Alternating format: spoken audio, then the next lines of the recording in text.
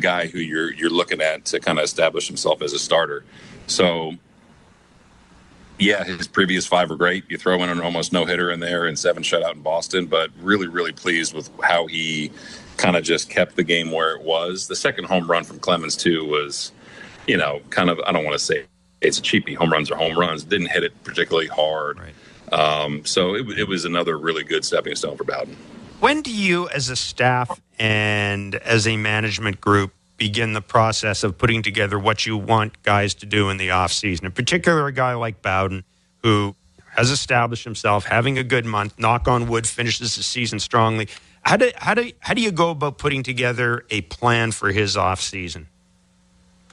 We talk about it quite a bit. I think you're talking about it whether you're, planning to play all the way through the playoffs or whether you're not, but I think you talk about it a lot, so nothing kind of, sneaks up on you in terms of workload, how many innings he's pitched, what you're looking at next year. And you try to, leave the season with everyone being on the same page. So it's fluid for sure, based on every outing and every game and all this kind of stuff. But it's something we talk about. We're talking about it now. We're talking about what we're looking for guys, down the stretch and into the offseason. We're talking about it now. And, I think for Bowden in particular, he's just really showing that he can handle a workload and really kind of, stick right where he is in the rotation. That is John Schneider on with Blair and Barker. Just a snippet of their conversation, which aired earlier this afternoon. There was a little bit more about Jeff and his distaste for the NFL, his college football picks for the season. But hey, either way, you can listen to the whole thing on the Blair and Barker podcast feed. B&B will be along after this game. They have Jace Talk once this one is in the books. All right, let's check the Bet365 standings update.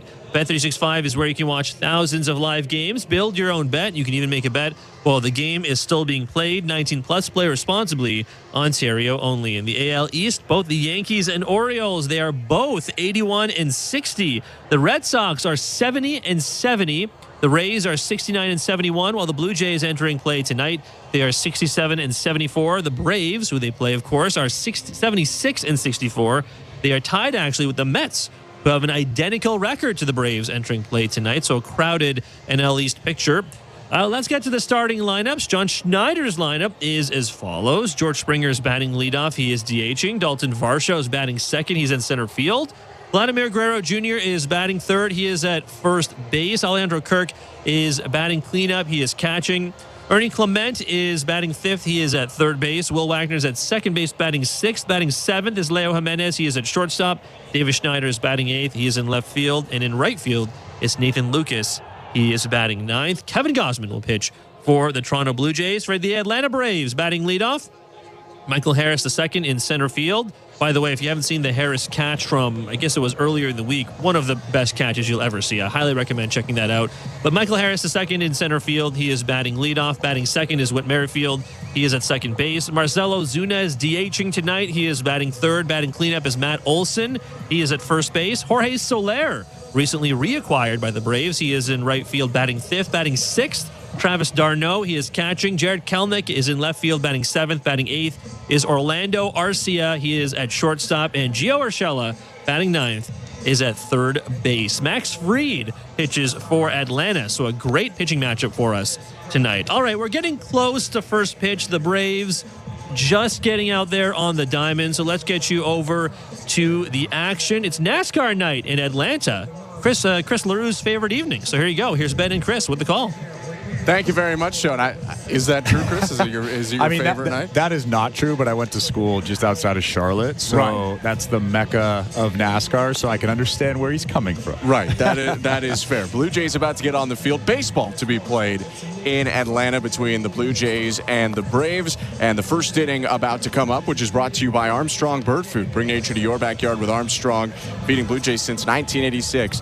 Visit ArmstrongBirdFood.com. Show mentioned a great pitching matchup tonight, and Max Fried, the lefty, will get the ball first for the Braves. He's a really talented guy, 30 years old, 8th major league season, 8-8 this year with a 3.5 ERA in 24 starts. Yeah, and the ironic thing is they were drafted, him and Kevin Gausman were drafted the exact same season, 2012. Kevin Gausman was drafted 4th overall. Max Fried was drafted 7th overall. I'm really excited to see this matchup. Max Fried, of course, with one of the biggest fastballs in all of Major League Baseball as a starting pitcher from the left side. Going to be in the mid-90s with the four-seamer. He'll mix in his curve, sinker, change a lot as well, with a little bit of slider, cutter, sweeper in the mix too. George Springer, Dalton Varsho, and Vladimir Guerrero Jr. to hit for the Blue Jays in the first inning.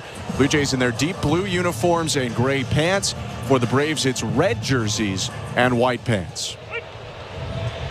Play called in at Truist Park, and the lefty Fried looking in, now tucks his left hand into the glove. The wind and the first pitch. Swing and a ground ball hit to short. Sliding stop. Arcia pops up, throws to first, and gets it there in time for the first out. Time of the first pitch today, 7:20 Eastern on the dot. Blue Jays in Atlanta. A little bit of rain in the forecast potentially, but right now 23 degrees and just cloudy rather than rainy. I don't like that you said that, Ben. I know, but jinxes or whatever are not real. So we'll keep going, and the weather will work out how it does. One out now. No score, and the left-on-left pitch to Dalton Varsho. Fastball, strike one. Varsho hitting .218 on the season, 21 doubles, 7 triples, and 18 home runs. 0-1. Down and away, 1 ball, 1 strike. This will be a tough matchup for Dalton Varsho, although we have seen him with a little bit better of a plan up there, swinging at better pitches, going the other way. He'll have to do that tonight if he wants to be successful. 1-1. Swing and a foul back, 1-2. It's interesting when you look at this matchup or matchups left on left in this game. Fried, although very tough on both sides, actually has a bit of reverse splits. They skew towards righties having a tougher time than lefties, and Varsho has hit lefties better this year. 1-2. Down and away, 2-2. Now, I think with the Varsho side of it, John Schneider has even acknowledged that there's probably a little bit of randomness in the fact that Varsho's hit much better against lefties. But for Fried, it's been a continued trend. Southpaws 2-2. In the dirt, check swing by Varsho, but he holds up on that tight cutter. It's 3-2. We actually saw him hit a double against Christopher Sanchez against the Philadelphia Phillies, but he was an absolute jam shot down the right field line. So that plays into the randomness that John Schneider was alluding to. 3-2 pitch. Called high, ball 4. Braves thought they had Varsho struck out on a fastball, and I don't blame them. That looked pretty good, but they say that it was too high, and Varsho will take a first-inning walk. I also think that Dalton Varsho was kind of unsure after that ball crossed home plate. He actually took a couple of little steps towards the Blue Jays dugout and then realized that Bill Miller was not, in fact, calling that a strike. Yeah, he smoothly kind of changed his tune and flipped the bat away. Now the pitch to Vladimir Guerrero Jr. First to throw over to first, and Varsho dives back in. Good move by Fried. He was very slow with the leg up and just at the last second stepped toward first. 10 stolen bases for Varsho. Haven't seen him go in a while. He's leading off first, and the pitch to Guerrero. Fastball, strike one.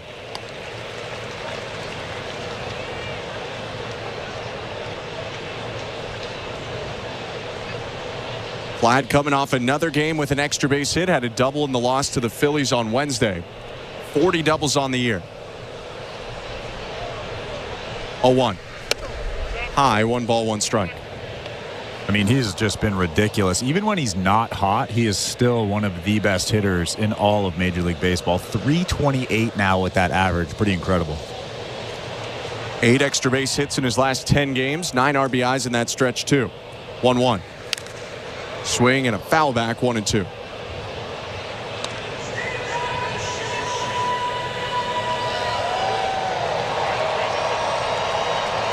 Just feels like every game there's a new big run that you can look at that Guerrero is on, whether he's hitting for a huge average or he's hit a bunch of home runs in a stretch. It's been red hot really since the start of May. 1-2. Swing and a miss, strike 3.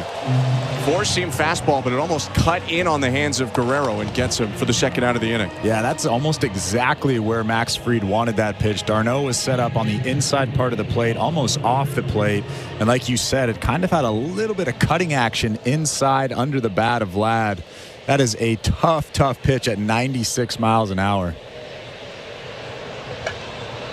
Runner on first, 2 down. The pitch now to Alejandro Kirk. Strike 1. Home plate umpire today is Bill Miller. Malachi Moore at first and Doug Eddings at second. Emil Jimenez mans third. No score, top of the first inning. Fried trying to strand that one-out walk. His 0-1. Swing and a foul ball sent into the seats behind home plate. 0-2. Vlad was actually nodding his head as he was walking back to the Blue Jays dugout. I mean, if that doesn't tell you that was a nasty pitch, I don't know what does. It's 3 tough starters the Blue Jays are going to face in this series. Fried, Schwellenbach, and Chris Sale. 0-2. Curveball, got him looking. Strike 3. Just fitted right on the outside corner to freeze Alejandro Kirk, and it's back-to-back strikeouts for Fried to end a scoreless top of the first. Blue Jays leave 1 on, and Kevin Gausman goes to the mound when we come back. No score, middle of the first. You're listening to Blue Jays Baseball, brought to you by your local family-owned Crown Rust Control Center, streaming at sportsnet.ca and the Sportsnet Radio Network. The Blue Jays are inviting you to work from Dome. Put it in your calendar. 307 weekday starts this season. You can work from Dome with friends or coworkers at Rogers Center. It's a game changer. Make the ballpark your office for the afternoon. Work from Dome, 307 weekday starts. Let's touch base. Check out ticket options on bluejays.com/workfromdome. Hi, I'm Buck Martinez, live from the showdown between Pizza and inflation. First to the plate, Pizza's big hitter, fixed rate pizza. An extra large 4-topping pizza for a fixed price of $17.99 until the end of 2024. I dare say, folks, inflation stands no chance against this all-star. Here's the delivery. And inflation strikes out. That's a swing and a drive for fixed rate pizza. Lock in yours today. Order pizza.ca. At Bet365, we don't do ordinary. That's why we introduced in-game betting. Because when the game starts, the action doesn't stop. With in-game betting, you can wager on game props, player props, totals, and the money line. And remember, in-game, you can track your same-day parlay with the option to cash out. Check out in-game betting and find out why. It's never ordinary at Bet365. Must be 19 years or older. Ontario only. Please play responsibly. If you or someone you know has concerns about gambling, visit connexontario.ca. This is Toronto Blue Jays baseball. Springer started right, coming in, leaps and makes the catch full stretch. On Sportsnet 590 The Fan and the Sportsnet Radio Network. Kevin Gausman on the hill at Truist Park in Atlanta, getting ready for his 28th start of the season. Welcome back to Blue Jays baseball. No score, bottom of the first. And Gausman, the 6'2 righty, on the rubber now, 12-10 with a 4.07 ERA, about to face Michael Harris. Gausman bouncing on that front left foot, stops, kicks, delivers, and just misses low to the left-handed hitter Harris, 1-0. Welcome to the Timbermart broadcast booth. I'm Ben Schulman. To my left is Chris LaRue. 1-0. Swing and a hot shot through the middle of the infield and into center field, a base hit. Blue Jays were playing Harris up the middle, so it actually went to the right side of Leo Jimenez, but he was so far up the middle it still rolled into center, and Harris is aboard to start the Braves offensive day. Yeah, not a bad pitch from Kevin Gausman. A fastball on the outside part of the plate, but Harris does a good job just going with it. He sees that hole over there. He knows that Leo is up the middle, and he just shoots it perfectly. So Harris aboard, and here's former Blue Jay Whit Merrifield. Gausman's first pitch is a fastball for strike 1.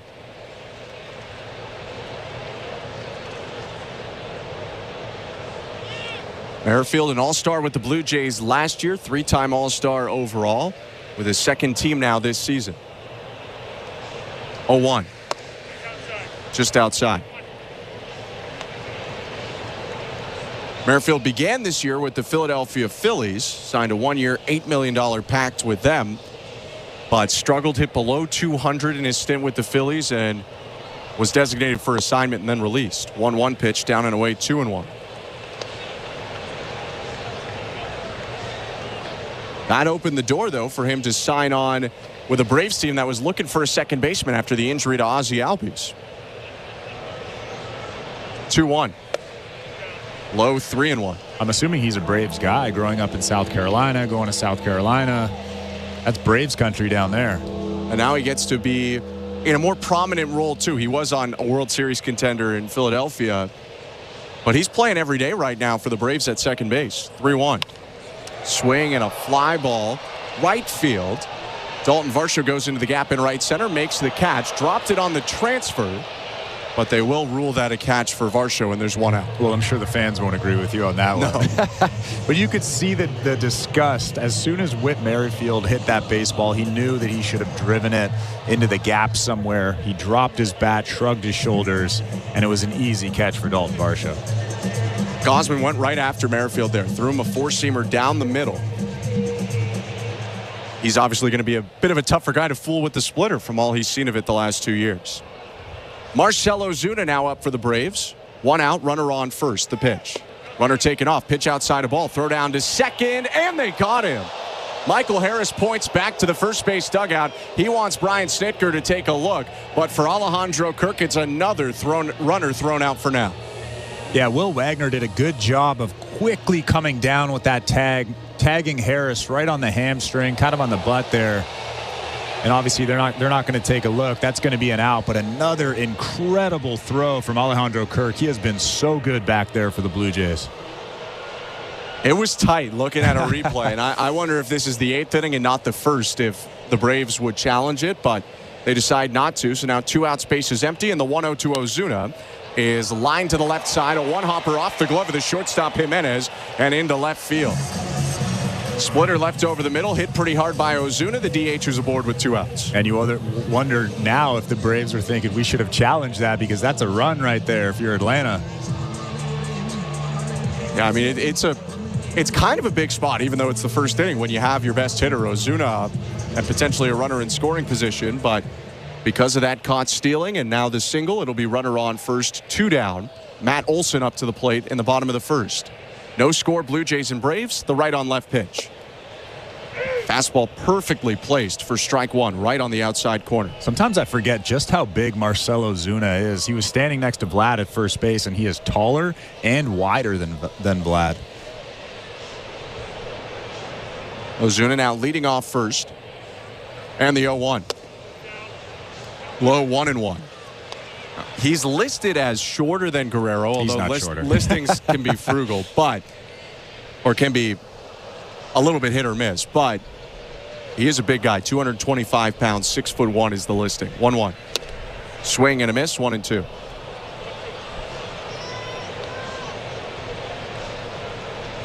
Olson, another pretty big guy, batting from the left side, 231 batter this year. Leads the Braves with 32 doubles, also has 25 home runs. 1-2. Splitter low, and he laid off of it. 2 balls and 2 strikes. Now the count on Olson.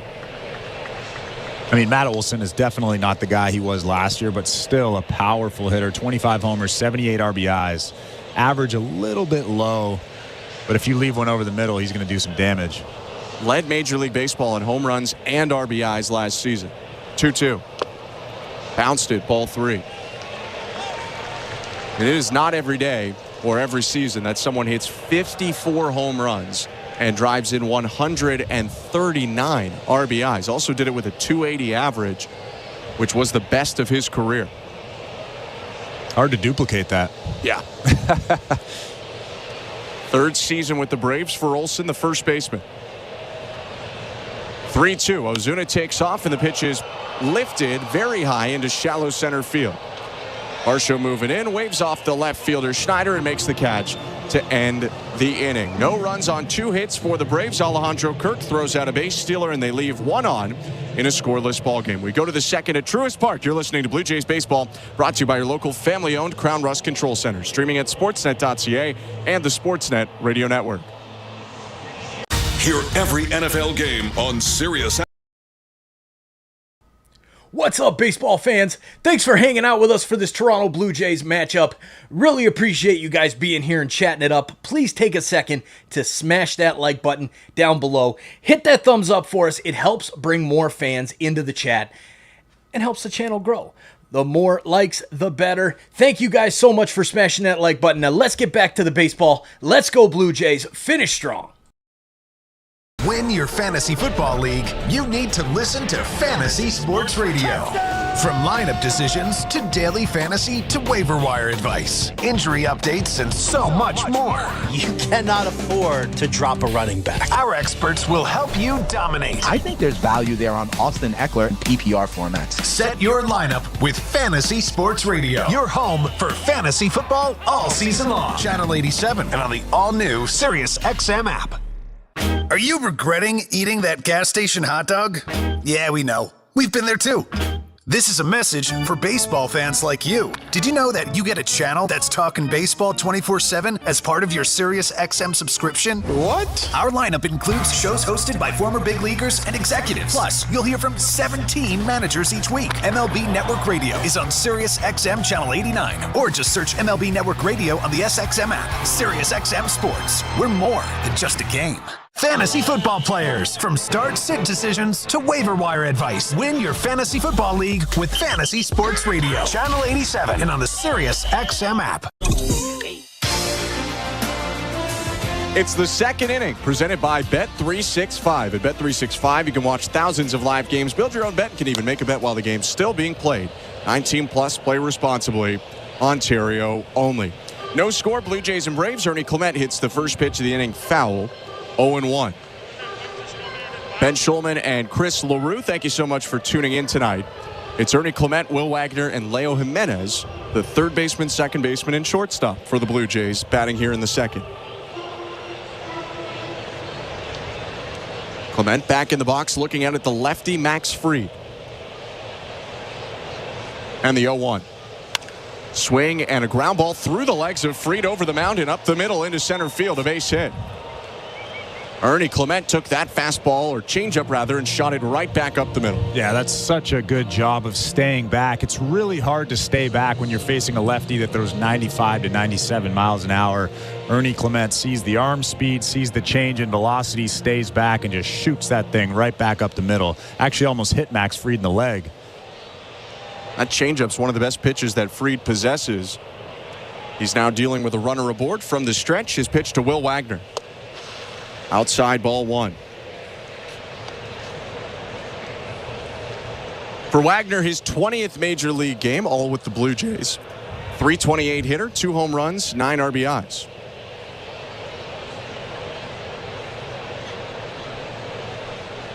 .1-0. Swing and a fly ball left field. Backing up, Kelnick moves to his right and makes the catch underhanded for the first out, but pretty good contact by Wagner. Yeah, good job going the other way. A fastball that was kind of over the middle of the plate, but Will Wagner just goes the other way. He's so good at using the whole field, goes foul line to foul line. I actually thought that might get over his head for a second, but such a good approach, such a good swing from Will Wagner. Wagner retired, and now Leo Jimenez up. 1 on, 1 out. Pitch from Fried. Curveball, strike one. And that is a big curveball. Yeah, Fried's curveball and sliders both get huge movement. About 5 more inches of vertical drop than the average in Major League Baseball.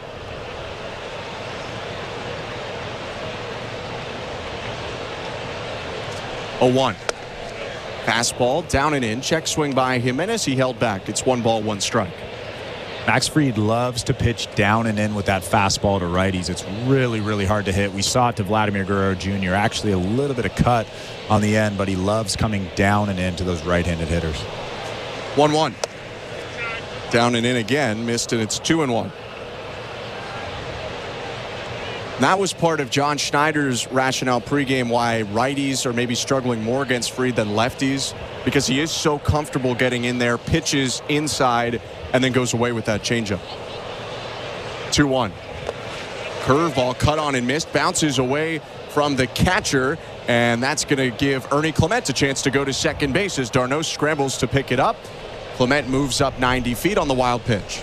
Yeah, like you said, he likes to come in down and in or inside to right-handed hitters and then throw that changeup away. That wasn't a changeup, but it was an off-speed pitch. He loves to come inside and then go away with something off-speed, whether it's the changeup, whether it's the backdoor slider, or whether it's the curveball like he threw right there.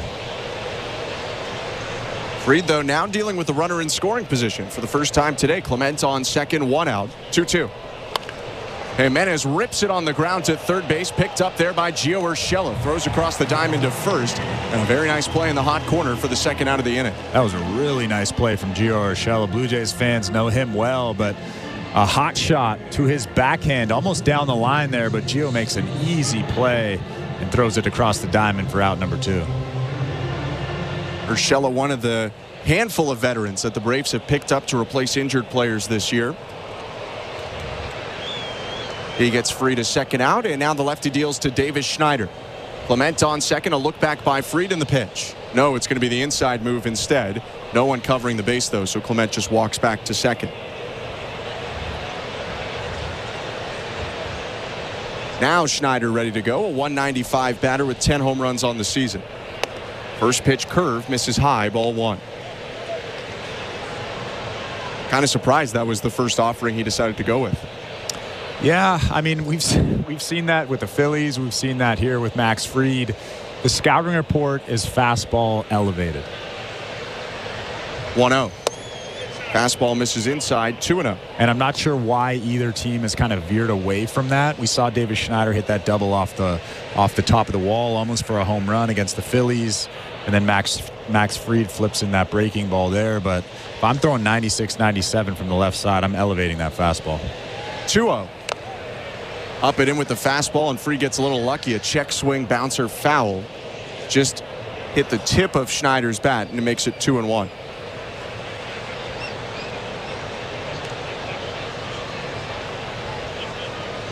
No score, top of the second inning in Atlanta. Schneider pinwheels the bat, brings it above his right shoulder, and the 2-1. Curveball hit on the ground softly to third. On the move, it's picked up by Urshela, who throws across to first and ends the inning. Leadoff single for the Blue Jays, but Ernie Clement left on second base. No score in this one, middle of the second. You're listening to Blue Jays Baseball, brought to you by your local family-owned Crown Rust Control Center, streaming at sportsnet.ca and the Sportsnet Radio Network. We're two men in a truck.ca. We've got lots of men and lots of trucks, so get ready to be moved. Think two men in a truck.ca. What's up, Blue Jays fans? Are you ready for some football? We're going to cheer on Toronto's team, the Buffalo Bills, and we're starting out Sunday, week 1, noon Central, 1 Eastern. Make sure you're here hanging out with us for the Bills hosting the Arizona Cardinals. Let's have a party and chat up some football. And cheer on Buffalo while we're at it. Go Bills, go. Let's go Blue Jays. Back to the action. See you in the chat. Ace and run base to base. Junior J Sunday. So many things to do. You could bring your crew and even mom and dad too. Junior J Sunday. Sundays are for Junior Jays. And with all kinds of cool new games and activities in the exciting outfield district areas, there's no end to the family fun you'll have. If you're feeling the song, grab your dad or mom. Visit BlueJays.com. Junior J Sunday. At Crown Rust Control, protection runs deep because every Crown Rust Control Center is owned by a local family who cares beyond business. Your Crown Rust Control is 100% committed to their product, to you, to their community, which is your community. Protecting you and what matters to you is equally important as protecting your vehicle. Did you know your vehicle rusts faster in warm weather? Protect your vehicle today. For a special summer offer, find your local family-owned Crown Rust Control Center at crown.com. This is Toronto Blue Jays baseball. That ball is gone. Third home run in 4 batters for the Blue Jays. On Sportsnet 590 The Fan and the Sportsnet Radio Network. Bottom of the second inning. Blue Jays in Atlanta. No score between Toronto and Atlanta. I'm Ben Schulman alongside Chris LaRue. Jorge Soler leading off for the Braves against Kevin Gausman. First pitch fastball, strike 1.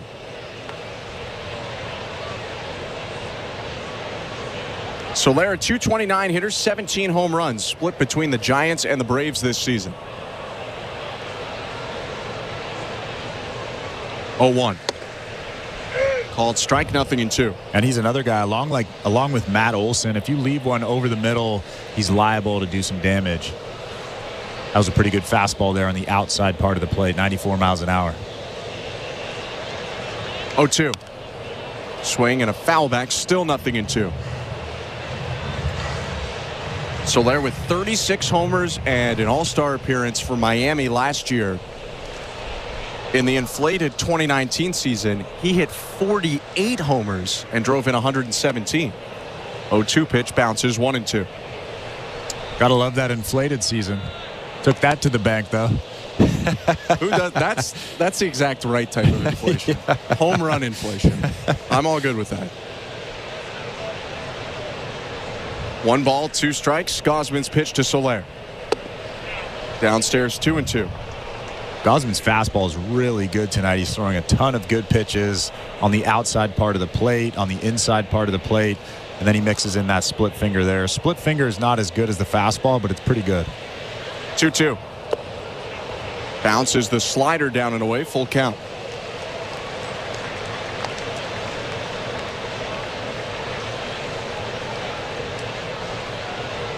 Well, speaking of Gausman, he and Soler have in common that they both played for the Giants and the Braves. Gausman returning to his former team's home now as he misses inside with the 3-2, and it's ball 4. Leadoff walk to Soler. Kevin Gausman, an Atlanta Brave for half of the 2018 season and half of the 2019 season. Kind of a pivotal point in his career. He got traded to the Braves as a deadline pickup as they were going on a run in 18 and pitched very well for him. He and Darren O'Day got traded over to Atlanta. Gausman now deals to Travis d'Arnaud with a runner on first. Fastball outside, 1-0. Darren O'Day, how good was he? He was good. He was not the favorite of Blue Jays fans. He and Jose Bautista had a lot of battles back and forth. And he probably wasn't his best when he was facing off with Bautista. He was a good player, 1-0. Splitter, called strike, 1-1. But for Gausman, he's great with the Braves in 2018 and then struggled really as much as he has in his entire career in 2019 with the Braves. 1-1. d'Arnaud hits it in the air, foul right side, 1-2. He had an ERA over 6 with Atlanta in 16 starts in 2019, and they DFA'd him. Cincinnati claimed him off waivers that year and put him in the bullpen, the toughest year of Gausman's career. 1-2. Bounced it 2-2. Good pick by Kirk on the backhand side. But then Gausman signs with San Francisco, finds it in a way he hadn't even before with the Orioles, and kind of the rest is history. We were talking about his history and how many teams he's been with. Was it the Reds that the Reds you would the never have guessed? One. Yeah. Because that's the half season after the Braves. 2-2. Hit on the ground, up the middle. It just sneaks through in between Wagner and Jimenez for a base hit. d'Arnaud got jammed by a sinker inside, but could not have hit it to a better spot. And instead of a double play ball, it's 2 on and nobody out for Atlanta. Yeah, that was a weird one going up the middle. Not hit all that well, but it looked like Leo wanted to dive for it. Will Wagner wanted to dive for it, but they were both going at each other. And they kind of looked at each other, and it just dribbled up the middle. Now the Braves have runners on first and second, and nobody out in this inning. Gausman just kind of looked up to the sky for a second after it went through, and now gets back on the mound to face Jared Kelenic. Right on left pitch. Swing and a miss at the splitter, 0-1. Yeah, as a pitcher, I think that you probably think that very well should have been a double play, but like I said, Leo, tough play. Definitely a tough play for Will Wagner going away from first base. Even if he fielded that baseball, I don't know if he had a play coming across his body. So Gausman now looking back at second at Soler. d'Arnaud on first, and the 0-1. Swing and a line drive, right field, foul. Kelenic tagged that one, but I think he knew it was foul. Turned his hips and just stared at it as the liner sunk onto the side warning track. Well, Kevin Gausman left that split finger right over the middle of the plate. Really didn't have any movement on it. I think it was 86 miles an hour. Kelenic was just out in front of it. Kelenic in his first year with the Braves was a Mariner before and originally a draft pick of the Mets. 232 hitter. 0-2. Takes the splitter down and away. Ball 1. Also 14 home runs and 18 doubles for Jarred Kelenic this year, who splits his time between left and center. Mostly a left fielder right now. 1-2 pitch. Fastball hit on the ground through the whole right side into right field. Coming around third, they send Soler. Relay to the plate is late, and it's an RBI single for Jarred Kelenic and a 1-0 Braves lead. And the Braves continued to find holes. Off the bat, I thought that could again be a double play, but it just found that hole on the right side of the infield.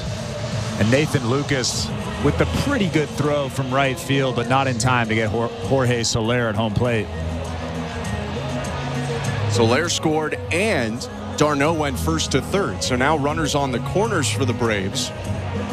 And still nobody out here in the bottom of the second. 1-0 Atlanta. Pretty good job from Travis Darno going first to third on that. Yeah, I think he saw the throw going in to the plate and just never slowed up. Heads up base running by a veteran catcher, and now Orlando Arcia up. The pitch. Down and away with the slider. Ball 1. Still nobody out in this inning, too. You got to get an out here. Arcia, a .224 hitter this year. He's driven in 41. All-star shortstop last season. Now a throw on to first and a dive back in there saved by Kelenic.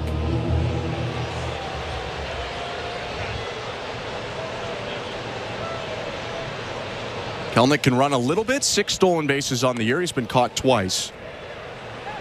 Everyone waiting just a second, though, as they deliver new baseballs to Bill Miller. And now Gausman stretches his arms above his head and steps back on the rubber. Righty kicks and delivers. Missed down and away. Ball 2.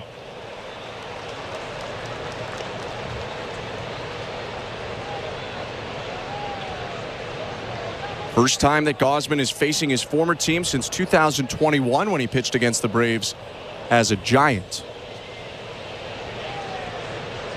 2-0. Fouled back. 2-1.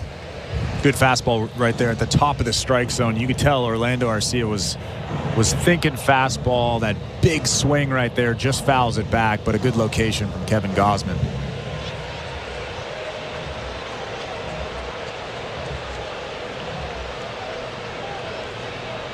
First and third, no outs. The 2-1. Splitter for a called strike. Got the bottom and inner corner of the zone. It's 2-2. Arcia didn't like that call. Actually hopping around on both feet after that call was made by Miller, the home plate umpire. Gausman would love a strikeout. His 2-2. Swing and a miss. Strike 3. Runner takes off from first. Throw to second. Bounces in. And Darno stays at third. Runner safe at second. Kelenic. Blue Jays do get their first out of the inning on a strikeout, but now second and third for the Braves. They wipe out any double play chance with that steal. Wasn't a great throw from Alejandro Kirk. It was a bouncer well in front of second base, and Will Wagner did a good job just keeping that ball in front of him. Travis Darno kind of inching towards home plate, but he saw that Will Wagner blocks that baseball and he scoots back to third. That's a good point. Probably the best part of that play is Wagner stopping that like a ground ball. Second and third infield in now. The pitch to Gio Urshela. Right-handed hitter swings and misses. 0-1. 1-0 Braves. A walk and 2 singles to start the inning. Put Atlanta on the board. Gausman trying to limit it.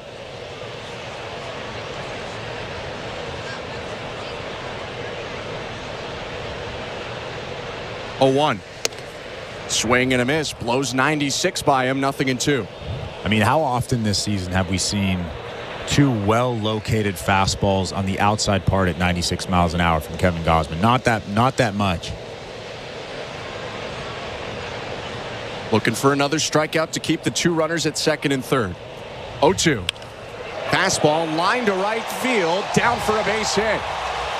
Darno around third scores. Coming around third right behind him is Kelenic. And they will hold up Kelenic, but it is an RBI single for Gio Urshela, who reached off the plate for 96 and makes it 2-0 Braves. Yeah, both those runners at second and third had to wait to see if Nathan Lucas would catch that ball It bounced about 10 feet in front of him, so only Travis d'Arnaud could score on that play. But you could see Alejandro Kirk had the target above the strike zone, and Gio Urshela just drops the barrel, hits a good line drive into right field on a fastball that was off the plate, but a hittable fastball. It was middle away, middle in terms of north to south. And now the top of the order coming back up for the Braves. Still 2 on and still 1 out here in the second. Kelenic on third, Urshela on first, Michael Harris the second up. He singled on the second pitch he saw back in the first. Gausman's offering.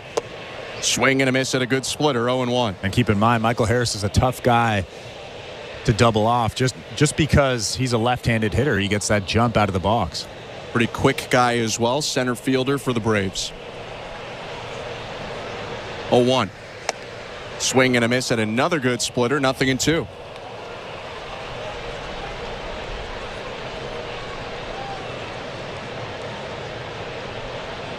Harris playing in his 89th game, a .250 batter, 11 doubles, 9 home runs. 0-2 pitch. Splitter hit on the ground at second base. Wagner picks it up, throws the second one back to first, not in time. Run comes home from third, and it's 3-0 Braves. Like you mentioned, tough to double up Michael Harris, and he's just used his speed to get an RBI fielder's choice. Yeah, it's the speed and the fact that he's in that left-handed batter's box. He's probably 2 or 3 feet closer to first base than he would be if he was a right-handed hitter, and he beats it out by about a step. That's a tough break. Perfect pitch from Kevin Gausman. Really good result, just a tough break. 3-0 now for the Braves. Whit Merrifield back to the plate. Runner on first, 2 outs in the bottom of the second. The pitch. Fastball for a strike. Jays Care is giving you more ways to win than ever with an add-on raffle as part of the full month jackpot. Prizes include family vacations to Mexico or Disney World. Head to bluejays.com/5050 and select your add-on raffle tickets at checkout, and your name could be selected. 0-1 pitch hit foul, 0-2. Check the full list of prizes and get your tickets from Ontario or Nova Scotia.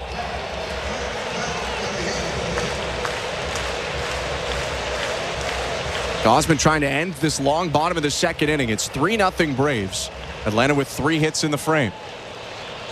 Harris on first, 2 outs, and the 0-2 to Whit Merrifield. Check swing on a fastball low.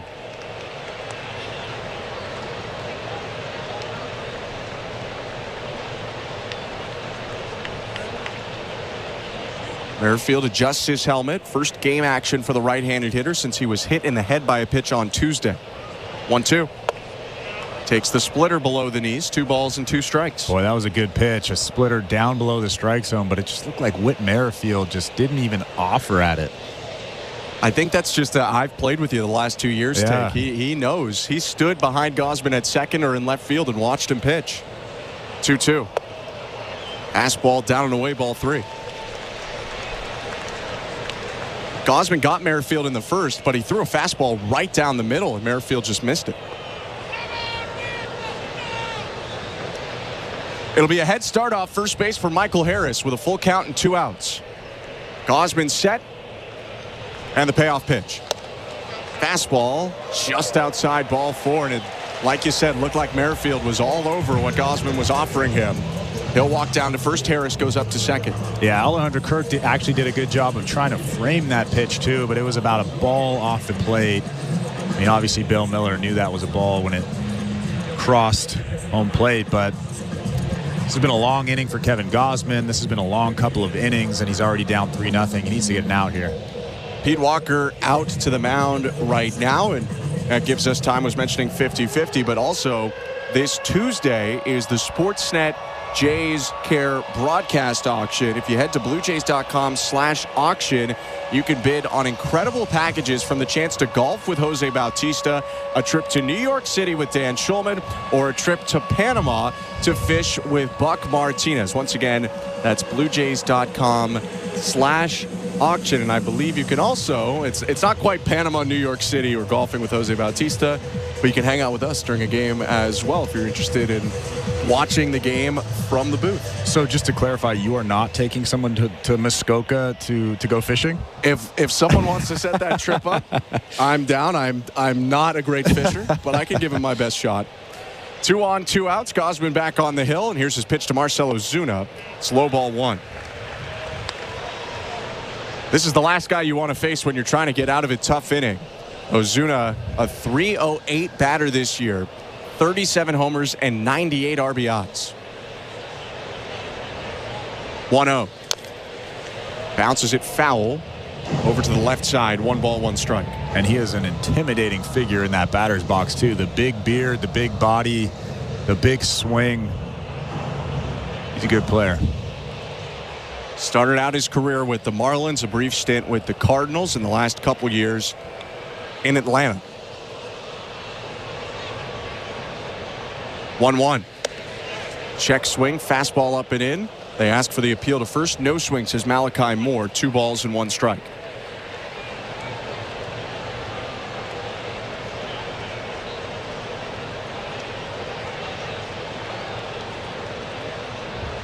Gausman over 50 pitches. 2 outs, bottom of the second. The 2-1. In the dirt, ball 3. And Ryan Yarbrough is up and throwing for the Blue Jays. And right here, you don't want to leave something over the middle. Obviously, Marcell Ozuna is a very powerful hitter, but you can't walk him either. Can't walk the bases loaded here. It's Matt Olson on deck. 3-1. Swing and a miss. Ball rolls away from Alejandro Kirk. There was no touch on it to make it a foul tip. So it'll be a strike to make it a full count, but both runners are going to advance 90 feet. Up to third base goes Michael Harris, and up to second goes Whit Merrifield. And I believe that was a split finger that kind of just cut. Or did Alejandro Kirk take his eye off it? I can't really tell. I'll need to see a slow motion replay, but I believe that split finger cut a little bit, and Kirk really wasn't able to corral it. 2 in scoring position, 2 outs, and a full count. Gausman's pitch. Low ball 4 and a walk to load the bases.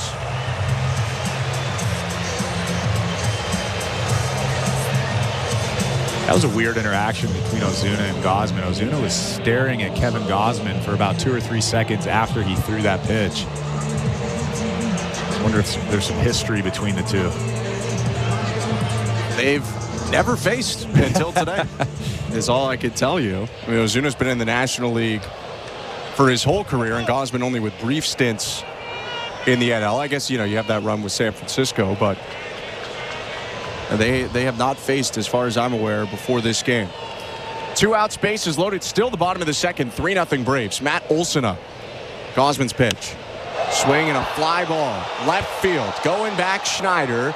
Slowing up at the warning track, reaches up and makes the catch about 3 feet from the wall to end the inning. All 9 Braves come up. They score 3 runs in the inning on 3 hits and 3 walks, but they leave the bases loaded. It's 3-0 Atlanta after 2. You're listening to Blue Jays Baseball, brought to you by your local family-owned Crown Rust Control Center, streaming at sportsnet.ca and the Sportsnet Radio Network. At Crown Rust Control Center, protection runs deep because every Crown Rust Control Center is owned by a local family who cares beyond business. Your Crown Rust Control Center is 100% committed to their product, to you, to their community, which is your community. Protecting you and what matters to you is equally important as protecting your vehicle. Did you know your vehicle rusts faster in warm weather? Protect your vehicle today. For a special summer offer, find your local family. Cheers, Insiders. Thanks for hanging out with us for this Toronto Blue Jays game. I just wanted to take a minute and say thank you so much for hitting that subscribe button and becoming an insider. We are almost at 37,000, and it is insane to see this amount of growth. But it's Toronto, and we knew Toronto sports fans could do big things.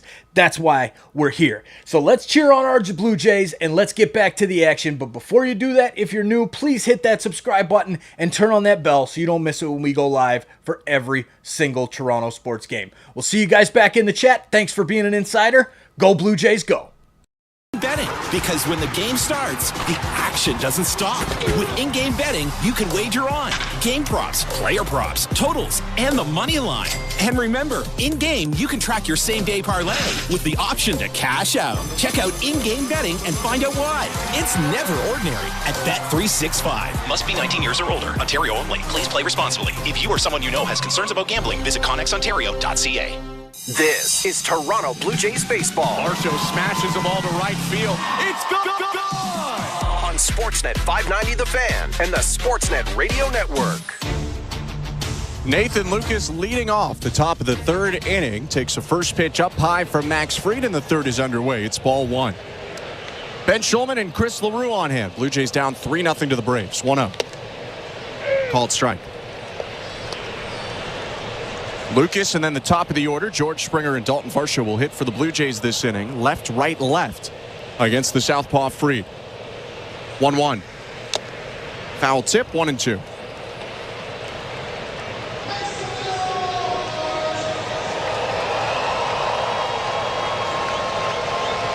First start for Nathan Lucas since last weekend. Did not play in the Phillies series. 1-2. Swing and a line drive. Bounces through the right side into right field for a base hit. Nathan Lucas now 6 for 12 in his 4 games up at the major leagues this year. I mean, that's pretty incredible, especially against a guy like Max Fried. A tough curveball. Yes, that was a backup curveball, but you have to have that big fastball in the back of your head, and Nathan Lucas does a great job just waiting back on that curveball, not jumpy at all, and then drills it through the hole on the right side. Leadoff base runner for the second straight inning for the Blue Jays, and now George Springer up. Fried's pitch. Swing and a ground ball hit to short. Arcia bobbles it, scrambles after it, and bobbles again. Not sure if it was Springer sprinting out of the box, a thought of a double play, or just a common error that's going to happen, but Arcia completely whiffed on that one. Well, it could have been all three, but I tend to think that he had a double play in his mind. He wanted to field that ground ball running in and then kind of turn and throw to second base. And before he got a good handle on that baseball, he was thinking double play, and that's generally where you'll make an error. Usually a very sure-handed shortstop. Makes his 8th error of the season. First and second, no outs. The pitch to Dalton Varsho. Outside, ball 1.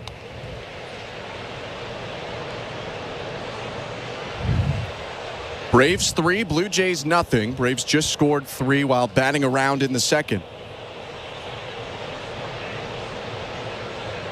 1-0.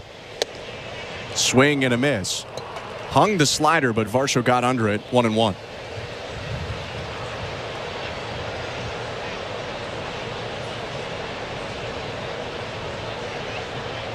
Varsho with a walk back in the first inning. Trying to drive in some runs here. 1-1 pitch. Swing and a ground ball right side. Picked up by the first baseman Olsen. Throws to second, and Arcia drops it on the transfer. So it's only 1 out. Maybe they don't turn 2 there. Tough play where the pitcher would have had to cover first base. But Arcia again a little bit shaky up the middle. And the Blue Jays benefit. It's first and third with 1 out. Well, I think they might have had a chance, like you said, if the first baseman, if Matt Olson was standing on first base, but he was way off the base, and Max Fried was moving towards first base. And that's almost an impossible play for a pitcher. We're pitchers. We're not first basemen. Hey, you were a catcher before you were a pitcher, so you don't get that excuse. I've retired long ago. Yes. Here's Vladimir Guerrero Jr., Blue Jays first baseman today. First and third, 1 out. The pitch. Swing and a miss. Strike 1.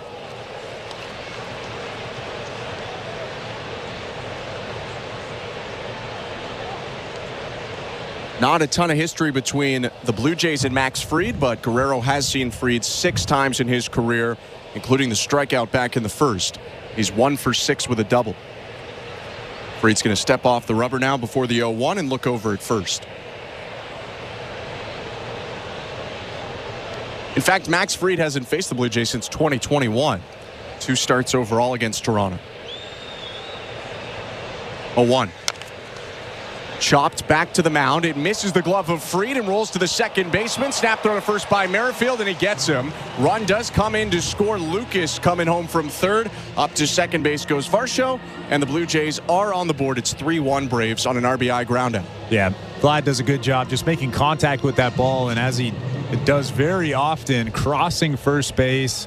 He looks at the first base umpire and makes his own call with both of his arms sticking out to the side. He thinks he's safe, but looking at that slow motion replay, he is incorrect.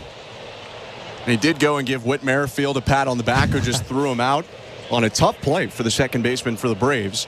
2 down now, runner on second. Alejandro Kirk is up. The pitch.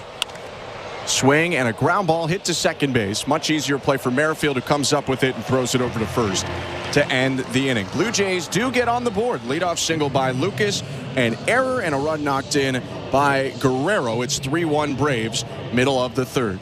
You're listening to Blue Jays Baseball, brought to you by your local family-owned Crown Rust Control Center, streaming at sportsnet.ca and the Sportsnet Radio Network.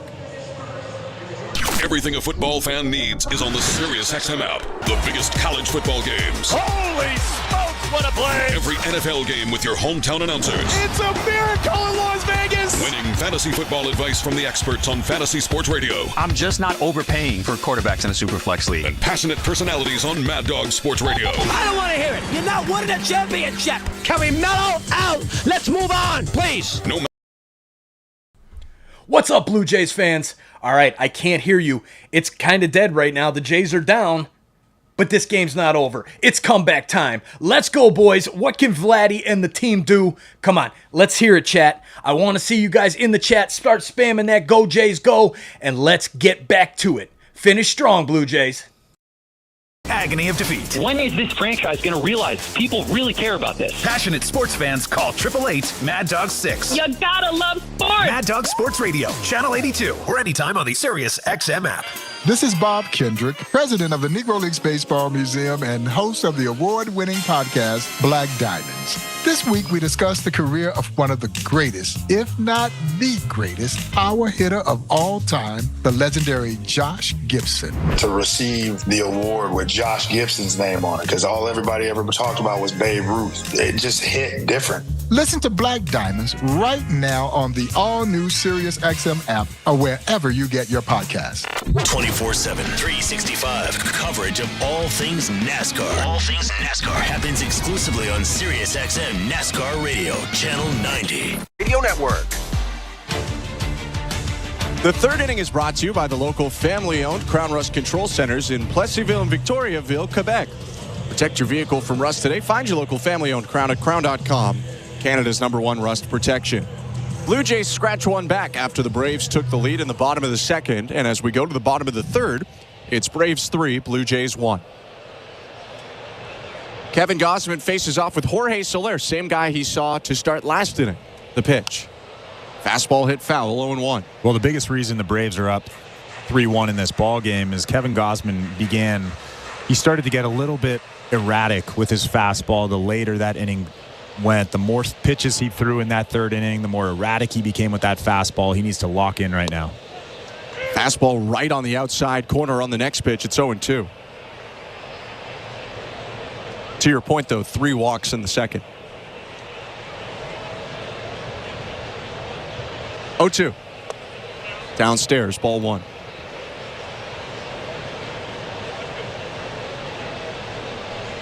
Soler got one of those 3 walks. He came around to score as the game's first run.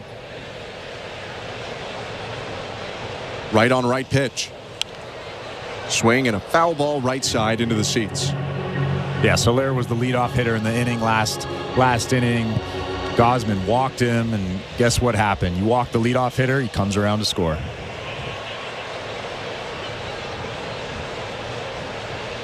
One, two again. Just down and away. The first 3 batters reached in the second inning for the Braves. All 3 came in to score.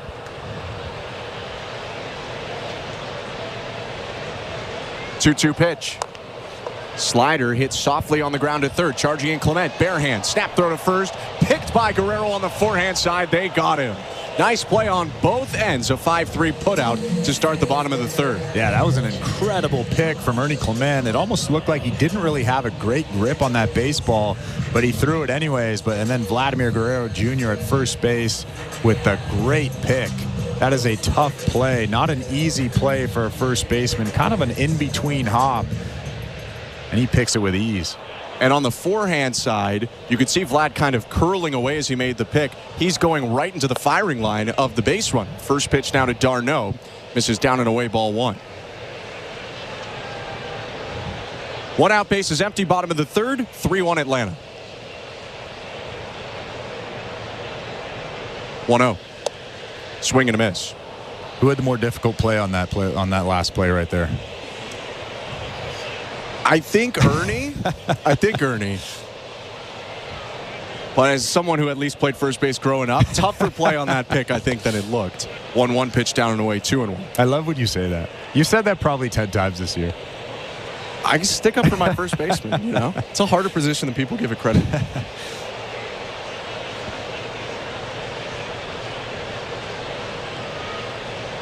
Two-1. Bounced ball 3.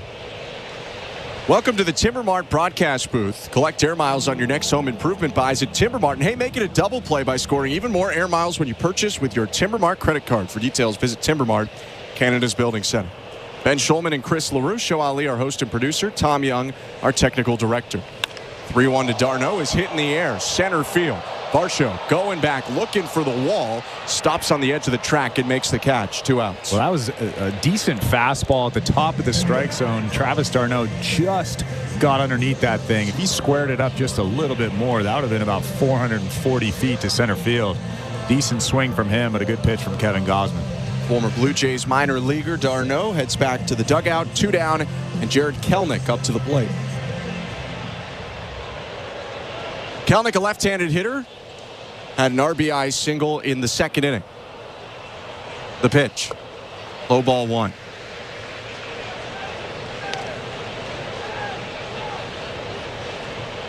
Kelenic was the 6th overall pick by the Mets in 2018 out of a high school in Wisconsin. Highest drafted high school player that year. Swings at the 1-0 and misses on the splitter, 1-1.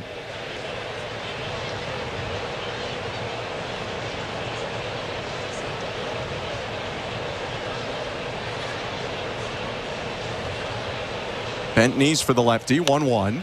And he lines it to left field on the run. Schneider stops and makes the catch underhanded. Looked like the lights got in his eyes maybe, but he found it at the last moment and secured it to secure a 1-2-3 inning for Kevin Gausman. We go to the 4th. Braves 3, Blue Jays 1. You're listening to Blue Jays Baseball, brought to you by your local family-owned Crown Rust Control Center. Streaming at sportsnet.ca and the Sportsnet Radio Network. This week on Let's Go with Bill Belichick, Max Crosby, Peter King, and me, Jim Gray. That quarterback position with these young men, it's a tough task, isn't it? Caleb Williams, Daniels, Bonix probably played the most of these guys. These guys really haven't seen very much in terms of playing time. They haven't seen very much at all in terms of defensive scheme or game planning. There'll be some on-the-job training, maybe battlefield promotion or two. Listen to the extended version of Let's Go, now available exclusively on the all-new SiriusXM app. Every night after the final out, the Round Trip Roundup brings you the scores, highlights, and analysis from every game across Major League Baseball, all in less than 30 minutes. Swung on and missed, strike 3 and a no-hitter. It's the perfect way to get caught up on all the night's biggest home runs and best performances. And a high drive, deep right center. It's the Round Trip Roundup on MLB Network Radio every night on SiriusXM Channel 89 and every morning on the SiriusXM app. SiriusXM has everything a college football fan needs. He's in trouble and down he goes. The ball comes out. All the big games are on the SiriusXM app. Down the sidelines midfield. It's a race. Picking them up. Putting them down. Plus, hear daily in-depth analysis on College Sports Radio, Channel 84. There's not a lot of holes or weaknesses on that football team, and they've got the goods where you want to have the goods for a championship caliber roster. Our experts get you ready for game day every day on SiriusXM and the SiriusXM app. Hey everyone, it's Justin Turbin, your 24/7 home for hoops all year long is SiriusXM NBA Radio Channel 86 and the SiriusXM app. Just search NBA Radio. The 4th inning is presented by Bet365. At Bet365, you can bet live in-game on game props, totals, and the money line. Download the app and find out why it's never ordinary at Bet365. 19+, play responsibly. Ontario only. 3-1 Braves. Ernie Clement is up, and the first pitch misses low. Ball 1. I'm Ben Schulman alongside Chris LaRue. Thanks for joining us tonight. 2 night games in a row in this series, and then a day game Sunday. 1-0. Swing and a ground ball, hit to third, picked up by Urshela forehand side. He gets up, throws to first, and there's one out. Speaking of which, how do you feel about a Saturday night game? It's not my favorite, but it's fun certain times. How do you feel? Or how would you have felt as a player, too? I personally love afternoon games, playing at Wrigley. I love the Blue Jays schedule, how it's 7, 3, 1 on the weekend. I think that every single team should adopt that. Yeah, I love baseball on a sunny day. It's a little different in September maybe, but in August, July, June. Pitch now to Will Wagner. Front door curveball, strike one. I mean, when you're at Rogers Center and it's 4 o'clock on a Saturday and the sun is out and you can see the CN Tower with the roof open, it doesn't get much better than that. Next pitch on the outside edge. Good sequence there by Fried. Gets ahead 0-2. Speaking of which, I was talking to Aaron Nola when the Phillies were in town, and he said outside of Citizens Bank Park, Rogers Center is his favorite place to be. That's pretty cool. And then he pointed at the CN Tower. 0-2 pitch, hit foul, still 0-2. And he said, because of that thing. And I was like, Aaron, you don't know what that thing's called. And he was like, I don't know what that thing is called. They all call it the needle. Yeah. Was that something, I know you were in the National League, but was that something you heard that guys enjoyed going to Toronto a lot as visiting players? Oh boy, I think it's a lot. I think it's the renovations. It is a much better place to be now than it was for the last 20 years for sure. 0-2 pitch, hooked to first base on the ground by Wagner. From the right field grass, Olsen throws overhand back to the pitcher Fried, and there are 2 down. And I think you can attest to that. I mean, I certainly enjoy being there more since the renovations. It's just I feel like there's a lot more personality. Absolutely. In the ballpark. It feels, and Mark Shapiro said this 1,000 times, but it feels more like a ballpark. It's a baseball specific place to be now. Before it was, I don't even know what it was before. It was 1,000 different things. Speaking of ballparks and renovations, Truist Park, pretty new itself in Atlanta. Pitch to Leo Jimenez with 2 outs, called strike, 0-1. And the Braves have had 3 different ballparks in the time that Rogers Center has been open, from Fulton County Stadium to Turner Field to now Truist Park. 0-1 pitch. Jimenez fouls it right off his own midsection. It's 0-2. Oh boy, he went down. He is down in a heap right now. His head pressed against the dirt. I don't think that got him in the midsection. He is not feeling good right now. Jose Ministral is checking on Jimenez. John Schneider out of the Blue Jays dugout as well. And Jimenez still on his hands and knees. Jose Ministral actually had a smirk on his face for a second. It's always funny, but it's not funny. Yeah, it's everyone, I think, saw what kind of happened there. It got him right on the belt. Ish. Jimenez is looking up now. He's starting to smile a little bit, so I think John Schneider's giving him a bit of a tough time as they wait here to resume with 2 outs and 2 strikes on Jimenez. But yeah, we were going through the history of Fulton County Stadium, Turner Field, now Truist Park. There's a lot going on in Atlanta. At Turner Field, they used for 20 seasons and then decided to get a new ballpark, and it was, a ballpark that was made out of what was originally an Olympic facility when the Olympics were in Atlanta. I mean, good, it still serves a purpose. It's the football stadium now for Georgia State, because otherwise, you build a ballpark and open it in 97, to have it be obsolete now would be kind of a waste of space. So it still is getting used, but Truist Park is the new home of the Braves. My first time at Turner Field, I went out to the bullpen and I sat there, and it was the first inning or something, and there's an elevated seating area that overlooks the field. And I look to my right, and we're about 10 feet off the ground. I look to my right, there's no balcony. I'm looking down, I'm like, what happens if we just go off that little elevated area there? They're just like, oh, that's the bullpen, that's the grass area. I'm just like, shouldn't there be a balcony? Shouldn't there be a railing here? 0-2 now to Jimenez, and it hit him on the elbow. Bill Miller was confirming that hit his plastic protector and not the knob of the bat. And that's going to be a hit by pitch, although I wouldn't be shocked if Brian Snitker at least takes a peek. I can't be sure, but it sounded like Bill Miller said, was that the bat or you? Yeah. So he didn't even know. But if you look at the replay, it clearly hit the plastic elbow protector. Yeah. Didn't even come close to the bat. Don't know that Leo moved too much to get out of the way, but you don't have to, technically. And so he'll go down to first with 2 outs, and Davis Schneider comes up. 3-1 Braves, top of the 4th. Fried's 48th pitch.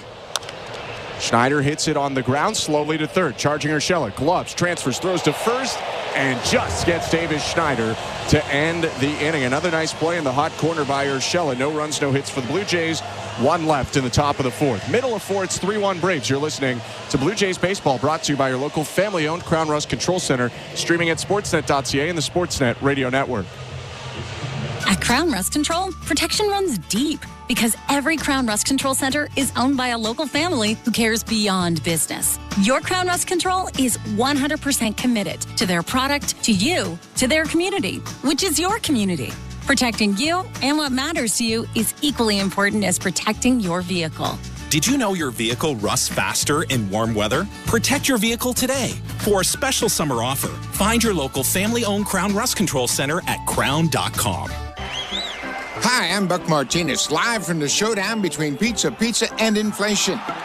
First to the plate, with over 2 million sold, it's Fixed Rate Pizza, a hot and fresh extra-large 4-topping pizza for a fixed price of $17.99 until the end of 2024. Here's the delivery. And inflation strikes out. That's a swing and a drive for Fixed Rate Pizza. Lock in yours today. Order pizza.ca. At Bet365, we don't do ordinary. That's why we introduced in-game betting. Because when the game starts, the action doesn't stop. With in-game betting, you can wager on game props, player props, totals, and the money line. And remember, in-game, you can track your same-day parlay with the option to cash out. Check out in-game betting and find out why. It's never ordinary at Bet365. Must be 19 years or older. Ontario only. Please play responsibly. If you or someone you know has concerns about gambling, visit connexontario.ca. This is Toronto Blue Jays baseball. Fastball painted at the bottom of the zone, and that's back-to-back strikeouts. On Sportsnet 590 The Fan and the Sportsnet Radio Network. Welcome to the Timber Mart broadcast booth. I'm Ben Schulman alongside Chris LaRue, Show Ali, our host and producer, Tom Young, our technical director. Bottom of the 4th inning, Blue Jays and Braves at Truist Park in Atlanta, Georgia, and it's 3-1 for the home side. Kevin Gausman back out on the rubber for the Blue Jays, deals to Orlando Arcia. Called strike on a backup slider, 0-1. After the 3-run second, Gausman settled in the third, got a 1-2-3 inning. Now is 0-1. Fastball on the outside corner, 0-2.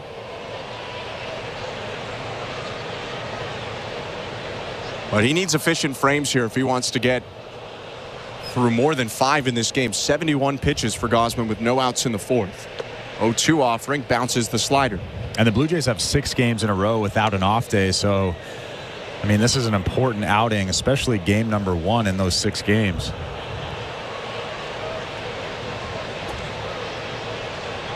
One, two. Called strike 3. Splitter looked like it was inside off the plate. Kirk was actually asking for a check swing appeal, and Bill Miller rings up Arcia. Gausman's second strikeout of the day. Well, that definitely wasn't a strike. I don't think anybody in the ballpark thought that was a strike, especially Alejandro Kirk asking if Arcia swung the bat on that pitch. That was well inside. Arcia with a little smirk as he walked back to that Braves dugout.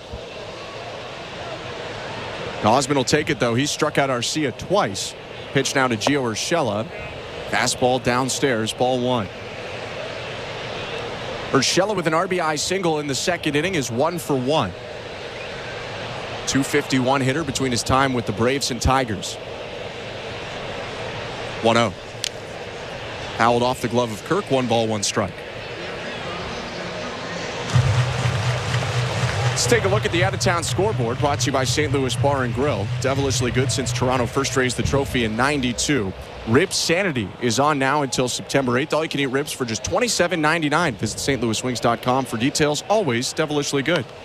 1-1 pitch is popped up by Urshela. in between the mound and first base. Guerrero coming in, makes a two-handed catch, 2 outs. Gausman was pointing up at that baseball and then quickly got out of there. If that was Chris Bassett, he probably would have tried to catch that baseball, but Vladimir Guerrero Jr. comes running in and catches that thing easily right at his face. So 2 quick outs for Gausman, who's retired the last 6. On the St. Louis Bar and Grill out-of-town scoreboard, NFL action from Brazil. The Packers and Eagles have kicked off in Sao Paulo, scoreless in the first quarter. 3-1 Braves, bottom of the 4th, and the pitch to Michael Harris is a fastball for strike 1. Harris 1 for 2. A single in the first and an RBI fielder's choice in the second. 0-1. Swing and a fly ball, deep center field. Varsho in a sprint, heading back to the wall, leaps and makes the catch. Just kissing up against the wall. It missed a home run by about 6 to 8 feet, but Kevin Gausman will take the long out. He's recorded 7 outs in a row, and it's another scoreless frame. Going to the 5th, 3-1 Braves. You're listening to Blue Jays Baseball, brought to you by your local family-owned Crown Rust Control Center, streaming at sportsnet.ca and the Sportsnet Radio Network. The same smooth you get from Yacht Rock with a lot more groove. Turn your love around. Yacht Soul. Silky grooves and refined rhythms of the late 70s and early 80s. From Luther, I just don't wanna stop Lionel, all night long. Bobby Caldwell, What you won't do. and more. Yacht Soul. Year-round in the Sirius XM app. And docked for a limited time at Channel 105 Almost Radios. Sirius XM has everything a college football fan needs. He's in trouble and down he goes. The ball comes out. All the big games are on the Sirius XM app. Down the sidelines, midfield. It's a race. Picking them up, putting them down. Plus, hear daily in-depth analysis on College Sports Radio, Channel 84. There's not a lot of holes or weaknesses on that football team, and they've got the goods where you want to have the goods for a championship caliber roster. Our experts get you ready for game day every day on Sirius XM and the Sirius XM app. While you're listening to this game on Sirius XM, we're talking about the latest odds and prop bets for this and every game on Sports Grid Radio. The under's minus 125. Heavy juice to the under. Every home run hit and every strikeout thrown can change the line. I can't for the life of me figure out how you can favor a team that never wins, ever. If you're looking for sports talk centered around the latest odds and prop bets for games, races, tournaments, or any sporting event, Sports Grid Radio, Sirius XM, Channel 159. Fantasy football players. From start-sit decisions to waiver wire advice. Win your fantasy football league with Fantasy Sports Radio. Channel 87 and on the Sirius XM app. Sportsnet Radio Network. Welcome to the Timbermart broadcast booth. I'm Ben Schulman alongside former Major League pitcher Chris LaRue. Blue Jays batting now in the 5th inning, trailing the Atlanta Braves 3-1.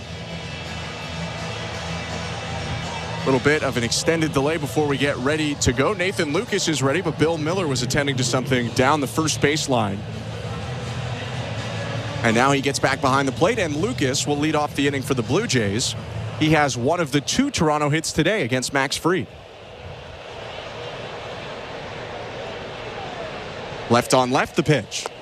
Bunt shown, pulls it back, pitch in the dirt, ball 1.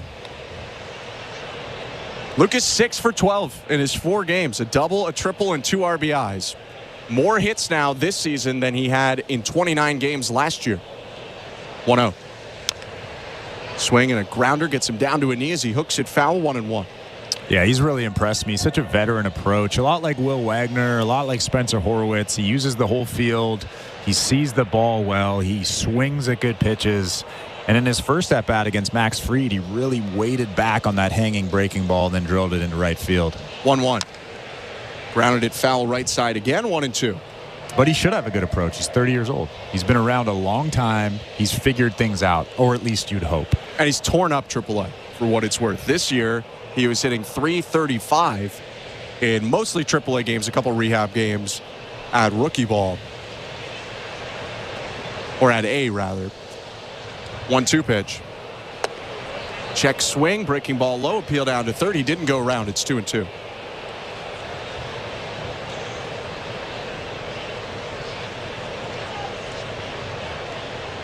Lucas then the top of the order for the Blue Jays, and this was the recipe that helped Toronto score in the 3rd. 2-2 offering. in the dirt ball 3. Fried spinning away and saying something in frustration as he just got a little bit too much on top of that cutter.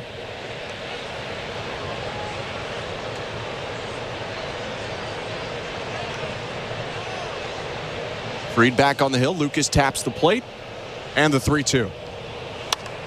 Swinging a line drive left field line. And that just goes foul. Lucas already around first, and Jared Kelenic definitely thought that had a chance. He was sprinting toward the foul line, but maybe by a foot it misses for Lucas. Yeah, that had just a little bit of top spin on it, going to the left, maybe a little bit. Yeah, that landed foul by about 1.5 feet down that left field line. But again, such a smart hitter, going the other way, using the whole field against a really tough pitcher. Lucas, a veteran of over 700 minor league games, walks back to the plate and gets ready to go again here as he tries to get the Blue Jays a leadoff base runner.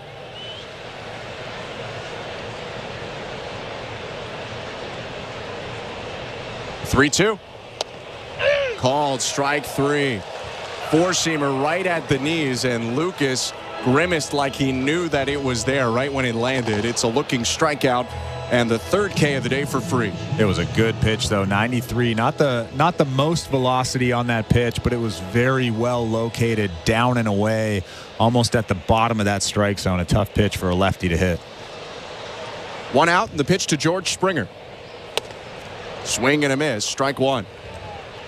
Looked like Springer was looking for something else. Late swing on a fastball down the middle. It also looked like he was trying to hit a 3-run homer with nobody on base. It's true.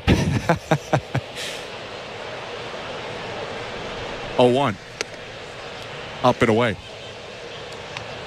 It would be hard to blame him for doing that in this matchup specifically, because George Springer has quietly demolished the Braves in his career. Only 13 games against them, but 6 home runs. 1-1 pitch low, 2-1. And to go along with that, a .365 batting average in his Baker's dozen worth of games against Atlanta.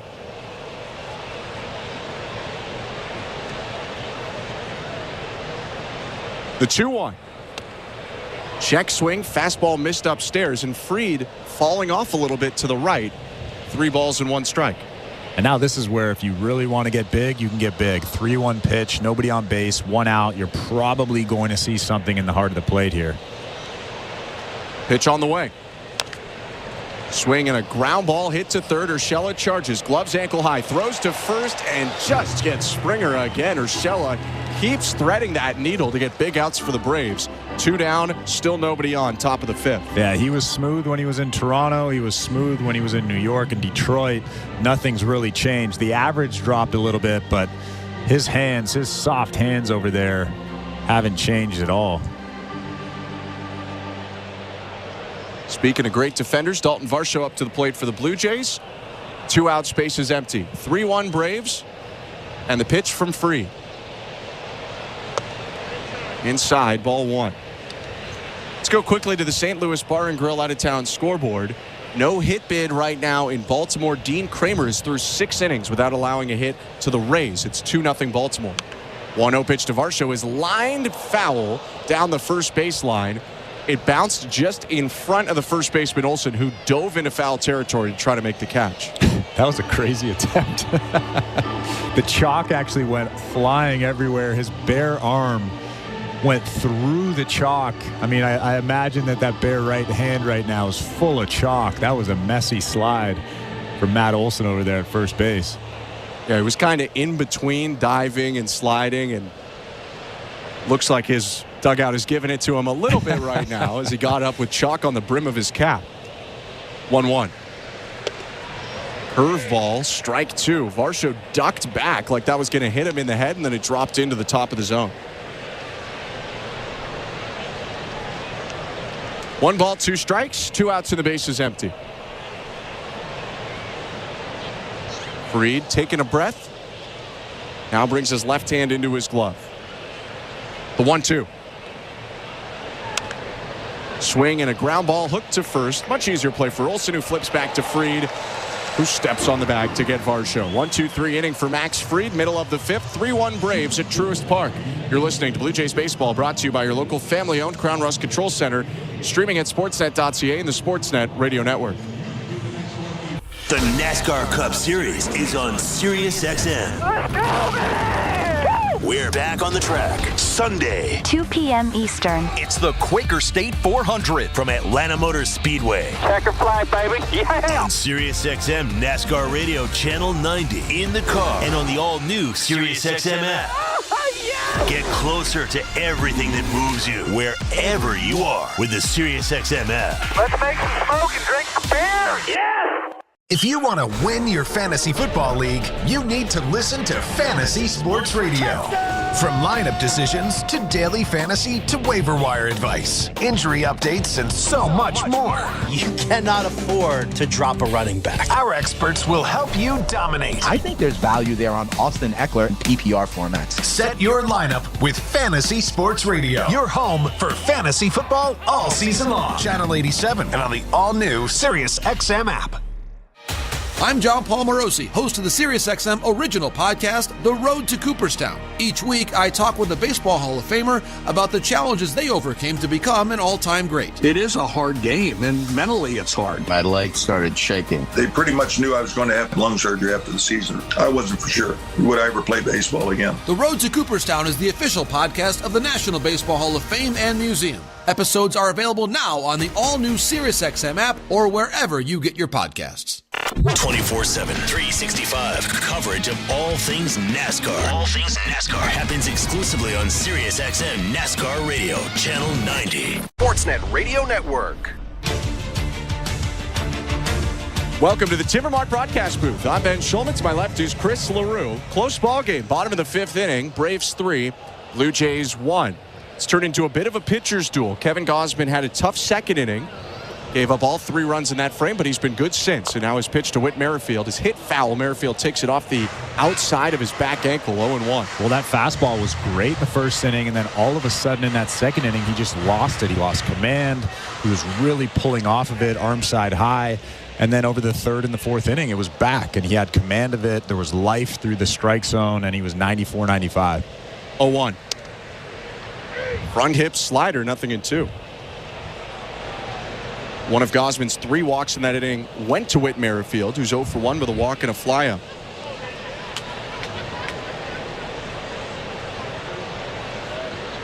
Oh, 2. Swing and a foul to the right. Mentioned in one of the earlier Merrifield at-bats, this is his first action since Tuesday. He had a very scary play on Tuesday. Jeff Criswell, a rookie for the Rockies, hit him in the back of the head, kind of neck area, with a 94-mile-an-hour fastball. 0-2 in the dirt. And if you didn't see it, it did make some waves around social media and everything else. Merrifield kind of spoke out, not specifically against Criswell, who didn't do it on purpose, but how he thinks some of the style of pitching today has put him and other batters in danger. 1-2 inside. You could see when he was leaving that game, his hands were gesturing a lot. He was frustrated. And after the game, he made comments saying, quote, "Where the game's at right now, it's just ridiculous." 2-2. Swinging a ground ball to short, picked up by Jimenez. He throws to first, 1 out. Merrifield went on to say, "We lost Austin Riley, who's out for the year now. Almost lost Michael Harris and Travis d'Arnaud in the span of 2 to 3 weeks. The way pitchers are throwing now, there's no regard for throwing up and in." And went on to mention that he thinks guys are in more danger too because you can't retaliate anymore, so there's less repercussion if you miss and hit a guy. That pitchers don't feel what it's like because they're not batting anymore with the DH, and just the general prioritization of velocity over command. Pitch now to Marcell Ozuna, called strike 1. Wow, he said a lot, didn't he? He said a lot. All of that is to say, your thoughts, Chris LaRue. So my thoughts are, I tend to agree with him. I don't agree with him 100%, but I do agree that there's more throwers now than pitchers. I was actually having this conversation with Aaron Nola the other day. 0-1 pitch hits the outside edge. 0-2 against Ozuna. Who is one of the few pitchers, quote unquote, in baseball. He's always been a pitcher, even since he was at LSU. And we were talking about what Witt said. And Aaron really didn't say much. He's a guy that really doesn't say much, but he did say that there's a lot more throwers in today's baseball than pitchers. And I tend to agree with him. 0-2, just outside on the slider. And guys are pitching more up and in. You see even with Alejandro Kirk, with Brian Serven, you'll see them really get inside and have that target right at the hands of guys. And pitchers don't want to miss over the middle of the plate.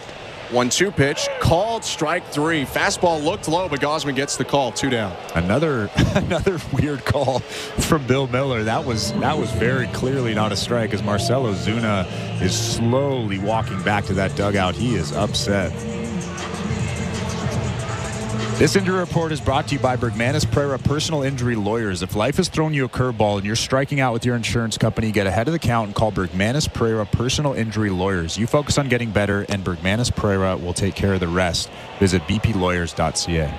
We'll get back to Merrifield in a sec as Olsen takes down an away ball 1. But Bo Bichette went through full baseball activity today, and John Schneider said that he could join the Bisons after this series that the Blue Jays have in Atlanta. 1-0 pitch, swing and a miss, 1-1. Coincidentally, the Buffalo Bisons visit Gwinnett AAA for the Braves, not too far away from here, coming up after this series. So Bo might just hang in Atlanta and catch the Bisons. 1-1. Swing and a miss, 1-2, and 2 strikes, 2 outs. But were you, to one of Merrifield's points, were you nervous about hitting guys in your career? Because if you hit someone, Andrew McCutchen was going to wear a pitch. If you hit the wrong guy, or Russell Martin or someone like that, was that in your head? Well, I'll tell you what. Clint Hurdle's philosophy was they hit us, we hit them. And I don't think that's the philosophy anymore. I don't think it should be. Number you can't one. do it. 1-2 pitch in the dirt, 2-2. But that was the philosophy. I remember in spring training, we were playing the Twins, and they hit one of our guys, and Clint Hurdle looked at me and he said, you're gonna take care of this, right? And in my head I was just like, it's spring training. He wasn't trying to hit him. 2-2 is bounced to the third baseman Clements, gloves it face high, throws to first, dugout by Guerrero to end the inning. A 1-2-3 frame for Kevin Gausman. Again, he's retired the last 10, but the Blue Jays still trailing as we go to the 6th. It's 3-1 Braves. You're listening to Blue Jays Baseball, brought to you by your local family-owned Crown Rust Control Center, streaming at sportsnet.ca and the Sportsnet Radio Network. So, you want to be a Looney Dogger, eh? Every Tuesday Blue Jays home game is Looney Dogs Night, presented by Schneider's. Grab $1 hot dogs from various concession stands around Rogers Center. Plus, stop by the Schneider's Porch, your hot dog headquarters, the destination for a one-of-a-kind hot dog experience. What's up, Blue Jays fans? Are you ready for some football? We're going to cheer on Toronto's team, the Buffalo Bills, and we're starting out Sunday, week 1, noon Central, 1 Eastern. Make sure you're here hanging out with us for the Bills hosting the Arizona Cardinals. Let's have a party and chat up some football and cheer on Buffalo while we're at it. Go Bills, go. Let's go Blue Jays. Back to the action. See you in the chat, everybody. 96% referral rating and the professionalism you can trust, the choice is simple. For a free in-home estimate, call today. We're 2 men in a truck. 2 men and a truck, the movers who care. October 3rd on City TV. You're safe. I got you. Law & Order Thursday returns with all new seasons of Law & Order. I love this job, and I love trying cases. And Olivia Benson is back with Law & Order SVU. I've dedicated my life to helping victims. So you're not giving up on us. Giving up? I'm just getting started. Law & Order Thursday premieres October 3rd on City TV, or stream it on City TV Plus. This is Toronto Blue Jays baseball. Called strike 3, change up at the knees, and there's nothing you can do about that pitch. On Sportsnet 590 The Fan and the Sportsnet Radio Network. Welcome to the Timbermart broadcast booth. I'm Ben Schulman alongside Chris LaRue. Top of the 6th, Blue Jays in Atlanta trailing the Braves 3-1. Vladimir Guerrero Jr. leading off the inning takes strike 1 on a fastball from Fried. Quiet day so far from Vlad. 0 for 2, a strikeout and a ground out. 0-1. Just outside, 1 ball, 1 strike. If someone came up to you and said, you're racing against the freeze, would you do it? I would. And for those who don't know, Chris marveling at the race that just happened on the warning track. 1-1 pitch, swing and a miss, 1-2. One of the fun things they do at Truist Park in Atlanta is they have a race where an ordinary person starts, 10 seconds before a guy. It's a long time. In kind of a Silver Surfer type suit, Mr. Freeze suit. 1-2. Guerrero hits it hard on the ground through the whole left side into left field for a base hit. Leadoff single for Vlad. And so they have this first guy go, and then 10, 15 seconds later, Mr. Freeze goes, and as it happens every home game, you just watch him track down the ordinary person, and probably about halfway through in dead center field, he always ends up passing them. Sometimes it's close, but often it's not. Well, the thing that I always notice is everybody in the ballpark is absolutely locked into the race. They are. It's fun. It's a good spin. Yeah. Because a lot of the races are the same around Major League Baseball. Right. Alejandro Kirk is up, and the pitch. High ball 1. And I like my 4 presidents or the sausage race, pierogi race. Pierogies. That's the best one. But it's cool to have a unique spin on the in-between inning race. 1-0. Swing and a line drive right side, base hit for Kirk. Guerrero up to second. He'll have to stop there as that one was hit sharply to Soler and right. Alejandro Kirk with his first hit of the day, and the Blue Jays are cooking. 2 on, nobody out. Yeah, that was a really good job by Alejandro Kirk shooting that hole on the right side. Whit Merrifield was shaded towards second base. Matt Olson was holding on Vladimir Guerrero Jr. And as we've seen him do so many times this year, just goes the other way, shoots that ball. Actually, that was hit really hard. Got it right on the barrel for a single. Now the Blue Jays have runners on first and second and nobody out. Ernie Clement is up 1 for 2 on the day. Freed from the stretch. Curveball, strike 1.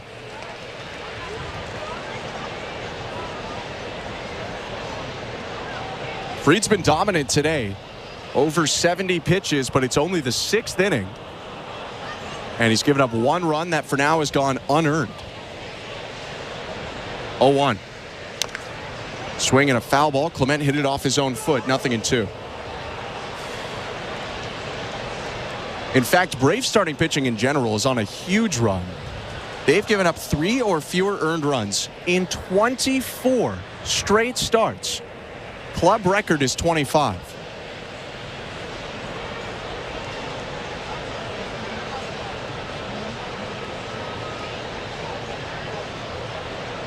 Oh, 2. Swing and a miss, strike 3. Clement reluctantly goes around on a fastball and on the hands. And for Fried, the first out of the 6th is his 4th strikeout of the day. And there's that fastball inside, down and in from Max Fried. So good. Like we talked about earlier, he is so good at coming inside with that fastball, that 4-seam fastball to right-handed hitters. Ernie Clement with the incredibly awkward swing. 1 out, still 2 aboard for the Blue Jays. And the pitch to Will Wagner. Down and away, ball 1. On the St. Louis Bar and Grill out-of-town scoreboard, the no-hit bid for Dean Kramer is over. Went no hits through 6 innings, but Junior Caminero, the rookie, started off the 7th with a base hit off Kramer, then another base hit and an error, and he actually got taken out with the bases loaded. Still 2-0 for Baltimore over Tampa Bay. Wagner takes the 1-0, called strike, 1-1. That's why you don't talk about it till the 9th inning, Ben. 9th inning. That's a new extreme. 9th inning.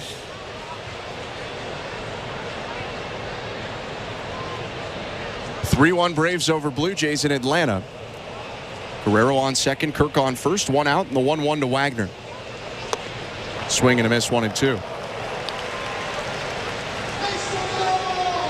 I'd imagine it's cool for some Braves fans to see Will Wagner batting here. Billy Wagner finished his career with the Atlanta Braves.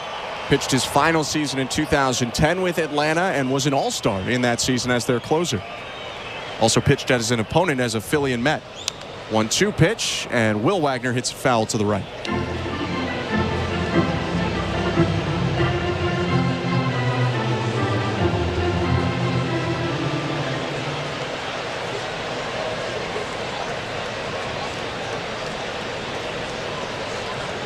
Another 1-2.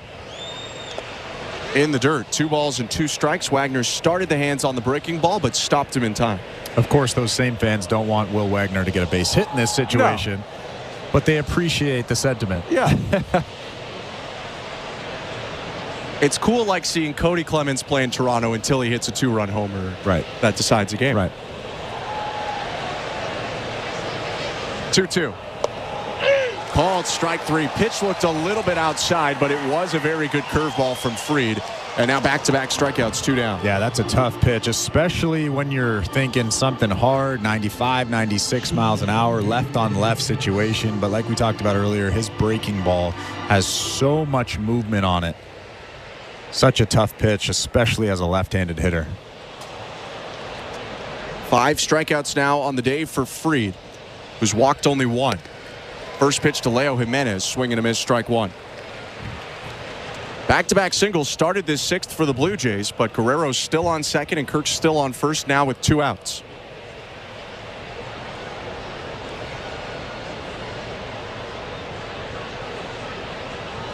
A 1. Swing and a miss. Fastball left over the plate, but Jimenez got under it, 0-2.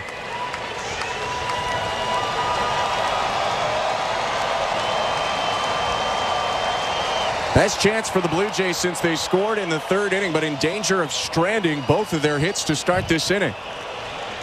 2 outs, 0-2 count. Fried's going to step off.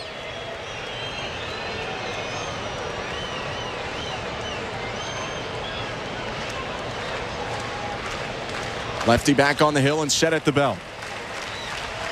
A breath and the 0-2. Swing and a ground ball foul. Jimenez got around a curveball. For Fried, he almost has 2 curveballs. That one's 79 and a little bit more north-south, but he's thrown some 73 to 75 that move a lot east to west. I tend to like that one more, where it still has a lot of depth to it, but you're right, it's west-east? West-east, yeah. You confused me. I throw left-handed, but we can just keep it with the righties. It is west-east. It is west-east. All right.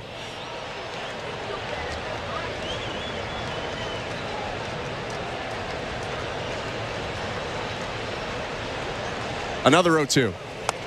Swing and a miss, strike 3. Doubles up on the curve and gets Jimenez. 3 straight strikeouts for Fried after the back-to-back singles. Blue Jays leave a pair on and still trail 3-1, middle of the 6th. You're listening to Blue Jays Baseball, brought to you by your local family-owned Crown Rust Control Center, streaming at sportsnet.ca and the Sportsnet Radio Network. Innovator, icon, GOAT. What up, it's your man LL Cool J. Take a ride through stories and sounds direct from one of the game's all-time greats on a new limited engagement channel. Featuring songs from my classic and timeless albums. Don't call it a comeback. To my new star-studded joint. Is you cool with that, Daddy? And exclusive LL mixes by some of hip-hop's best DJs, you know what I mean? LL Cool J's The Force Channel. I'm the player that you're talking about. On now, Channel 79, and at home on the SiriusXM app.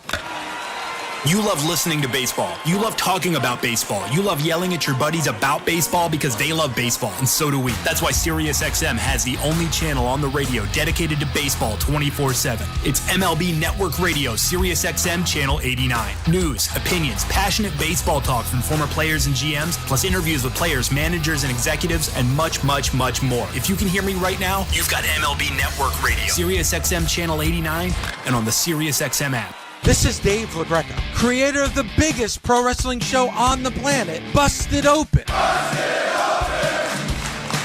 Don't miss myself and my Hall of Fame cast and crew as we break down every story in and out of the ring and talk to the top names in the business, like the legend himself, The Undertaker. I'm actually glad to be on a real show. Catch Busted Open live every day from 9 to noon Eastern on SiriusXM Fight Nation, channel 156, and on the SiriusXM app. The Blue Jays are in flight, leading 3-0. Blue Jays fans, this is Ross Atkins, and you're listening to Blue Jays Baseball on SiriusXM.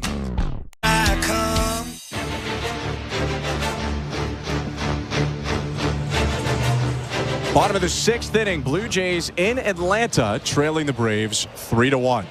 Kevin Gausman back out on the mound for Toronto on 93 pitches. He'll face 5, 6, 7 in the Braves order. First pitch to Jorge Soler, hit in the air, deep left field, and over the head of Davis Schneider, bouncing up against the wall.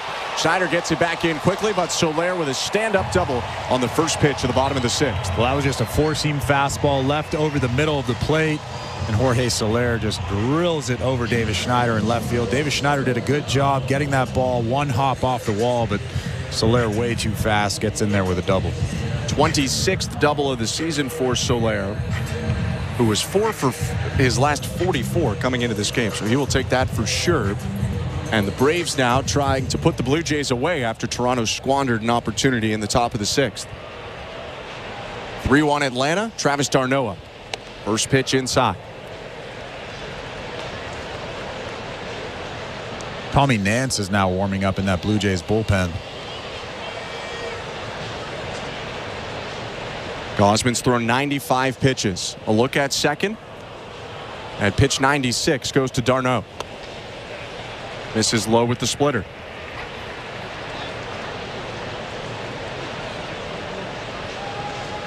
Although he never played for the Blue Jays, Travis d'Arnaud is deeply tangled in Blue Jays history. 2-0. Fastball for a called strike.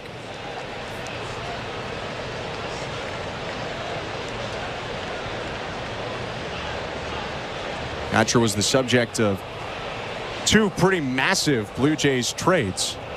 2-1. Called strike at the knees, 2-2. First being acquired when the Blue Jays traded Roy Halladay away. Came over with Kyle Drabek and one other, and then traded away. So in 2009 they acquire him, traded away in 2012 as the Blue Jays sent him to the Mets with Noah Syndergaard. R.A. Dickey coming back.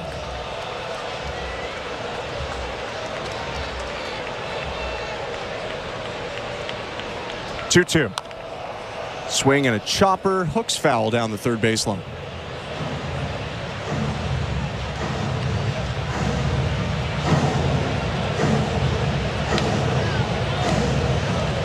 When the Blue Jays sent d'Arnaud over to the Mets, he was one of the top prospects in all of baseball. Perhaps hasn't quite lived up to that bill, but he is playing in his 12th major league season and has been an all-star before. 2-2. Swing and a miss, strike 3. Gausman gets him on his 100th pitch of the day, a good splitter for the first out of the 6th. I mean, Travis d'Arnaud is definitely top half of big league catchers, right? You would have to say. I think so. He's been in an odd spot where he's backed up some really good catchers in Atlanta, specifically over the last couple of years. Sean Murphy, you have William Contreras before that. So he hasn't always been in a spot to be the lead catcher. But I think a lot of teams would take him, a guy who's been an all-star and a silver slugger. Jared Kelenic now takes strike 1. I mean, he's essentially Alejandro Kirk with 10 more homers, right? You have to take that. Yeah. 0-1. Kelenic swings and misses at a fastball, 0-2. 97 miles an hour with that fastball on pitch number 102. Gausman can turn this into a quality start, but he needs 2 more outs, and he's got to strand Soler on second. 3-1 Braves, runner on second, 1 out, bottom of the 6th.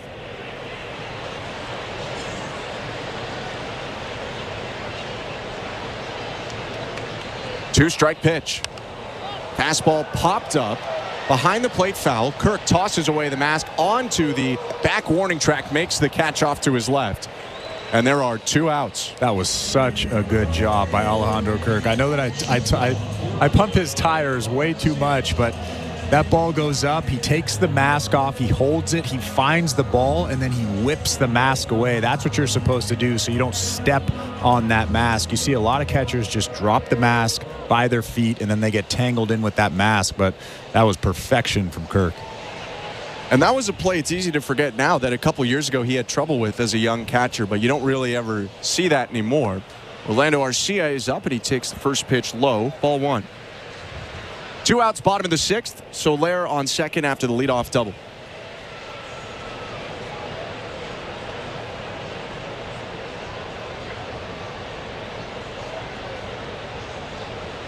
Gausman about to throw his 105th of the day. Looks at second. and delivers home. Fastball hit off the mask of Kirk and back into the netting. I love that Pete Walker and John Schneider are trying to get Kevin Gausman through this game, giving him the chance to have a quality start. I know that he's up to 105 pitches. A lot of pitchers will be out of the ballgame at this point, but Pete Walker, John Schneider, they know what's happening here. He is on a little bit of extra rest, benefited by the off days. 1-1 in the dirt. Good block in the chest by Kirk. Although that one might have rolled up and hit him in the neck, and Kirk is hunched over right now. Gausman walking toward him. Hopefully he's all right. That one took an awkwardly high bounce as Kirk squared it up. Yeah, he's not feeling great right now. Oh. And he wears the goalie style mask, which in most instances is more protective, but in this case, it's actually not. The regular mask hangs down. And another side effect of this, by the way, because the ball entered the equipment of Kirk technically, that's a violation like if it went out of play. And so not only does Kirk take a pitch in the neck, but because it got caught in his equipment, that's going to be an extra 90 feet for Soler, who moves up to third.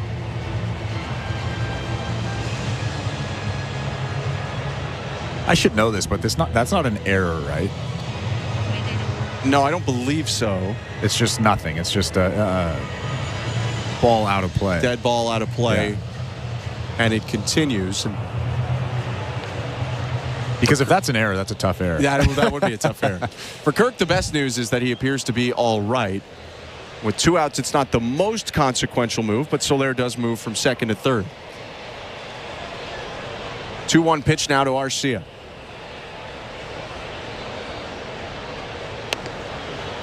Slider at the top of the zone, strike 2. Nice pitch right there. And again, Kirk with the perfect frame job, stealing that strike.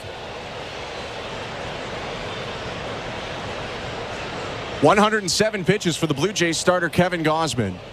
2 outs, runner on third base, and a 2-ball, 2-strike count. Gausman licks his fingers, wipes them on the back of his pants, and pops the ball out of his glove to his bare right hand. 6'2" righty steps on the rubber. Looking in at Kirk. He's now set. 2-2 pitch. Outside, ball 3. Really tried to gas up with that one. Kirk actually tried to mess with Arcia a little bit, kind of tapping the dirt, making it seem like he was inside, like he was going inside, but slid back out to the outside part of the plate, and Kevin Gausman really threw a hard fastball there. 3-2. Swing and a miss, strike 3. Gausman spins off the mound, striking out Arcia to strand the leadoff double and get through 6 innings. Took him about 110 pitches, but Gausman gets the Blue Jays to the 7th with the Braves leading 3-1. You're listening to Blue Jays Baseball, brought to you by your local family-owned Crown Rust Control Center, streaming at sportsnet.ca and the Sportsnet Radio Network. At Crown Rust Control Center, protection runs deep because every Crown Rust Control Center is owned by a local family who cares beyond business. Your Crown Rust Control Center is 100% committed to their product, to you, to their community, which is your community. Protecting you and what matters to you is equally important as protecting your vehicle. Did you know your vehicle rusts faster in warm weather? Protect your vehicle today. For a special summer offer, find your local family-owned Crown Rust Control Center at crown.com. We're 2 men in a truck, the movers who care. You never know when cardiac arrest can happen. That's why each and every one of our trucks carries a life-saving Mikey defibrillator as part of our Mikey on Board program. Whether we're on the highway or in front of your house, we're prepared to help anyone whose heart may skip a beat. The Mikey Network has saved many lives, making Mikeys accessible to the public. And now they're on board our trucks. We're 2 men in a truck. 2 men and a truck, the movers who care. The Blue Jays are inviting you to work from Dome. Put it in your calendar. 307 weekdays starts this season. You can work from Dome with friends or coworkers at Rogers Center. It's a game changer. Make the ballpark your office for the afternoon. Work from Dome, 307 weekday starts. Let's touch base. Check out ticket options on BlueJays.com/workfromdome.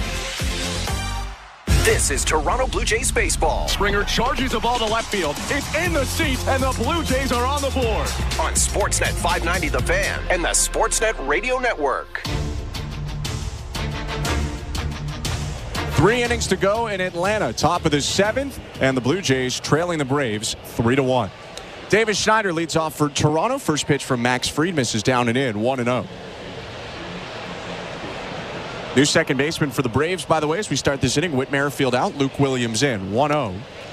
Outside ball 2. Hopefully everything all right for Merrifield, who was returning today after being hit in the head by that pitch on Tuesday. 2-0 to Davis Schneider. Missed inside with a fastball, 3-0.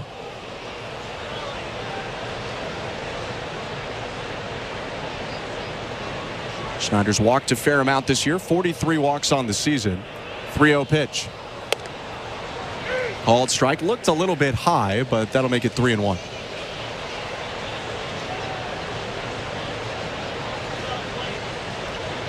Fried winds quickly, and the pitch. Swinging a line drive, leaping catch at short, Orlando Arcia. Tough break for Davis Schneider, who hit that ball real hard, but to the wrong spot. Arcia leaps up to make the catch, and then takes something out of his back pocket to eat. There's one out. Well, that was a changeup from Max Fried, and Davis Schneider was all over it. Hit that thing on the screws. But Arcia just jumps. I don't know what that vertical was, but it was a good one. Stealing a single away from Davis Schneider.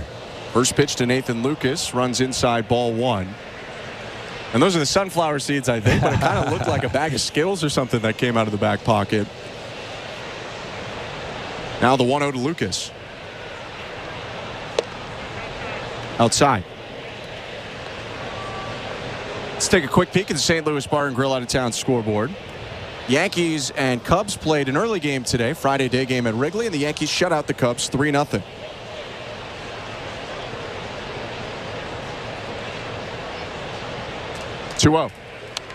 Lucas fouls it back.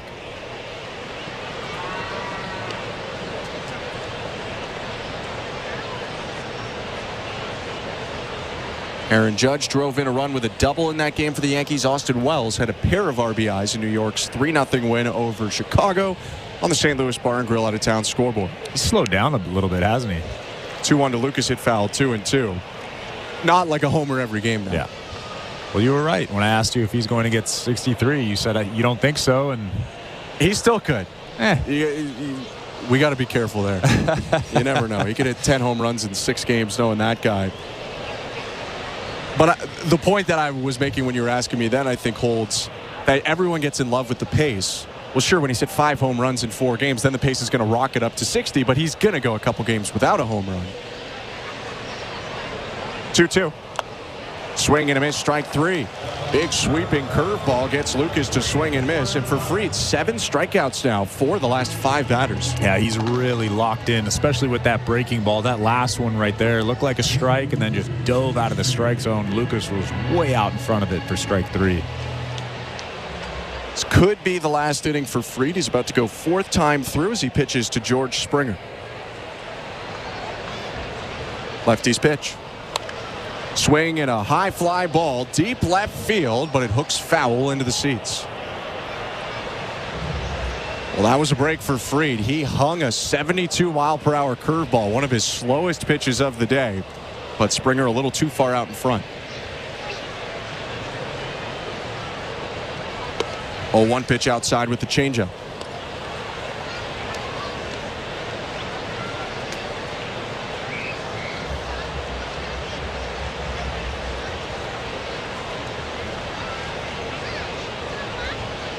Fried kicks and offers. 1-1 curve, breaks back over the plate, called strike 1 and 2.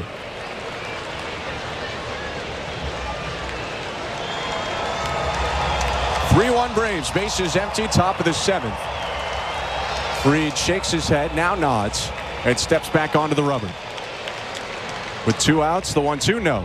Time is going to be called. No, it's going to be a pitch clock violation, rather, on Fried, who didn't get going in time. He was looking down, listening to the pitch call rather than looking at his catcher, and never saw the clock run down. 2-2. Swing and a foul off the head of the catcher Darno, and back foul. Springer down to a knee as well. Darno's getting beat up back there. He's been hitting the inner thigh a couple times, and then right there gets smacked right in the middle of that mask. He looks all right, though.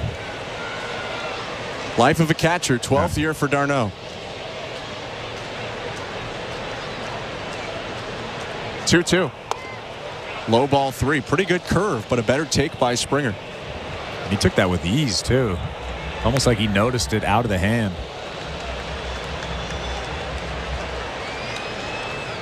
Fried about to throw his 99th pitch of the game. Waves off one signal, and now d'Arnaud's going to ask for time and walk back out to the mound. Gives us one more sec to go to the St. Louis Bar and Grill out of town scoreboard. Baltimore still up 2-0 on the Rays. That one in the closing stages. That one in the 8th. Also in the 8th inning, the Red Sox beating the White Sox 3-1. And in Brazil, it's Packers 12, Eagles 7 right now. Saquon Barkley scored a touchdown for Philadelphia. Jaden Reed responded for Green Bay. 3-2 to Springer.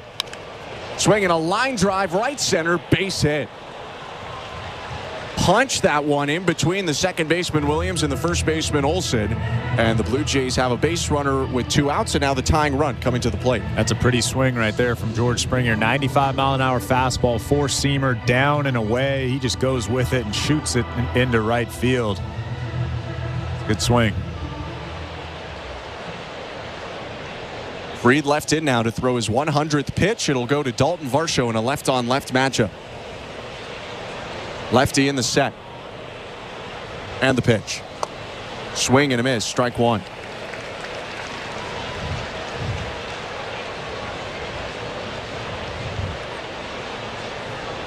Fried does a pretty good job of keeping the ball in the yard. Only 12 home runs allowed this year. Blue Jays would love a 13th. 0-1. Swing and a miss. Bounces the sweeper. 0-2.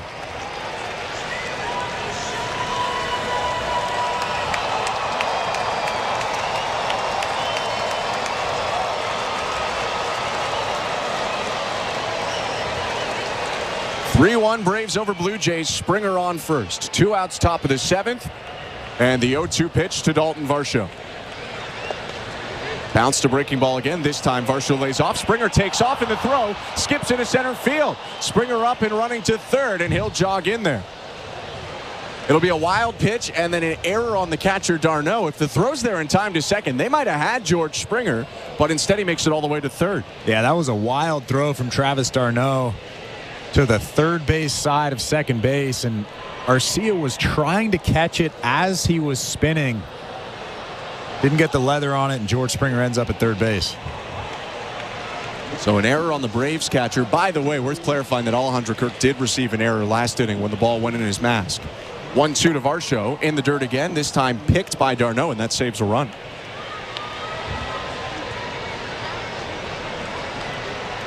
And I know you don't love that Kirk error.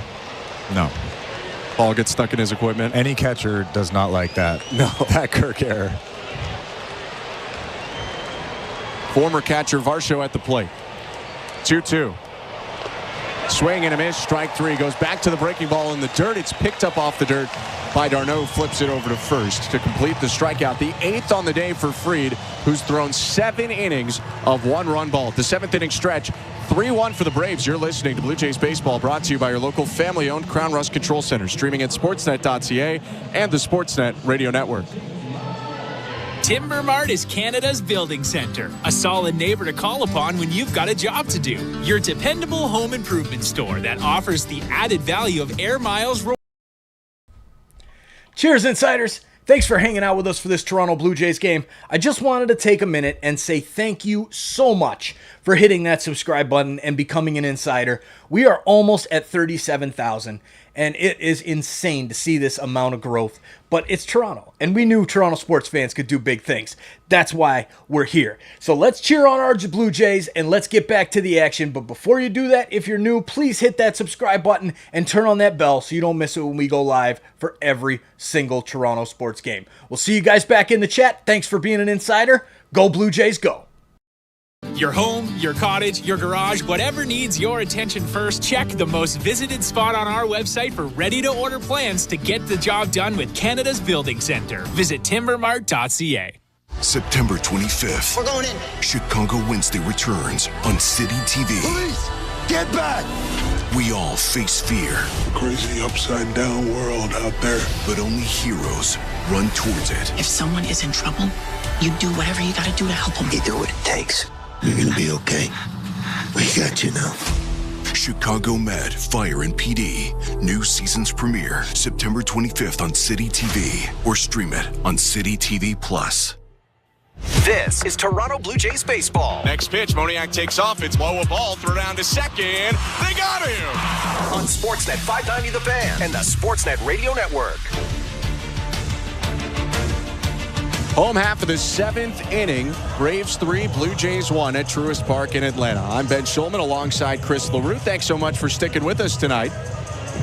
All the way through the start of Kevin Gausman and Max Fried. It looks like both starters will be out of this game, but we'll start with the new pitcher for the Blue Jays. Tommy Nance comes on for Toronto in the bottom of the 7th.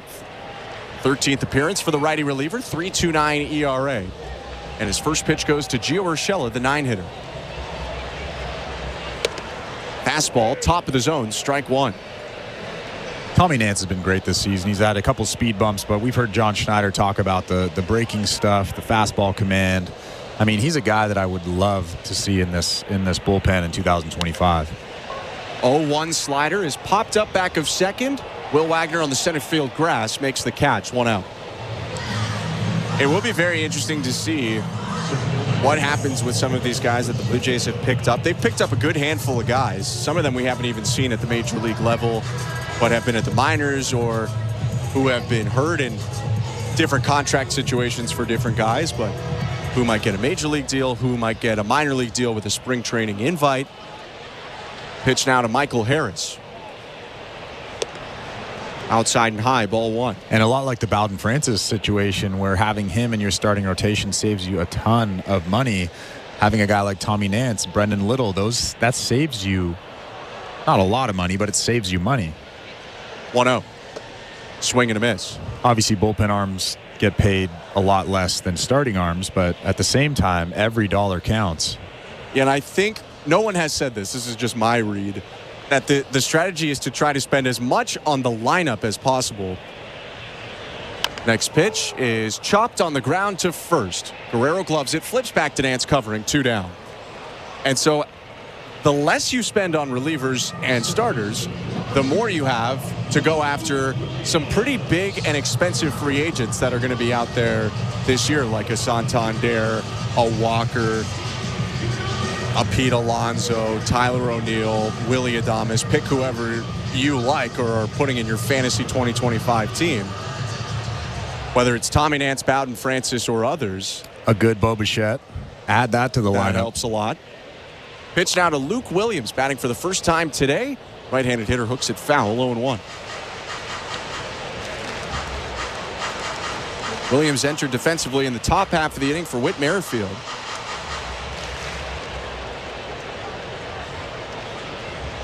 And perhaps related to Merrifield fouling a ball off his foot in this game. 0-1. Swing and a miss, 0-2. So you wouldn't often defensively replace Whit Merrifield. He's a pretty good defender at second. You usually wouldn't defensively replace anyone if they were due up to hit and they were a top-of-the-order guy for you, like Merrifield is hitting second today. 0-2.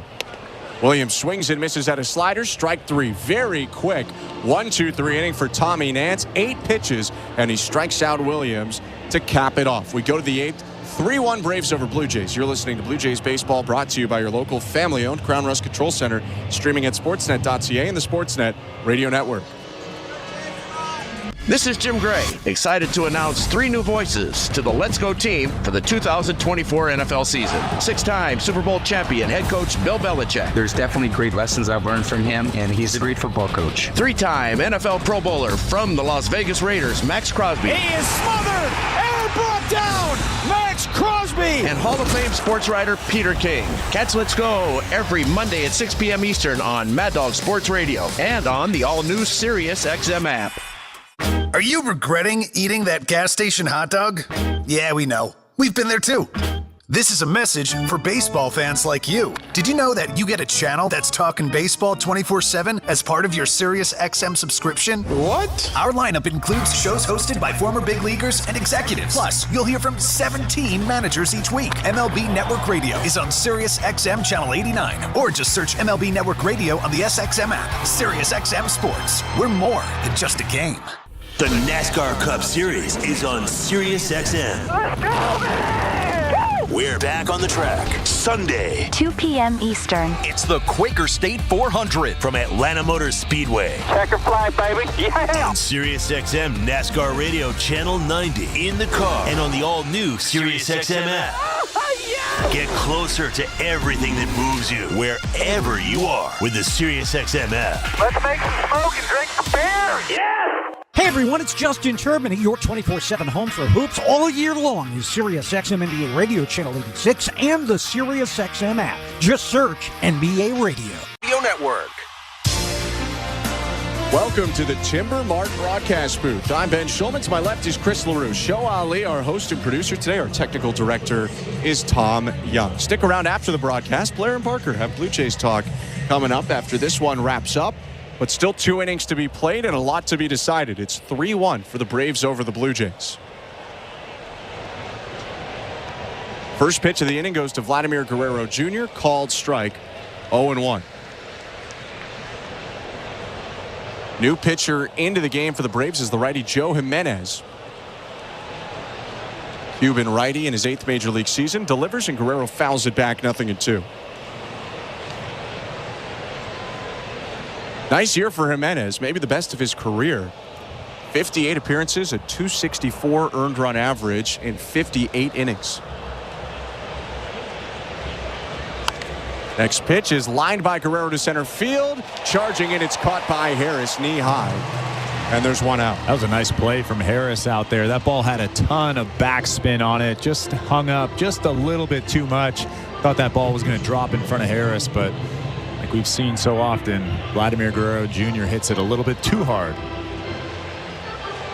It's a blessing and a curse, as Guerrero is retired on the lineout, and Jimenez now faces Alejandro Kirk.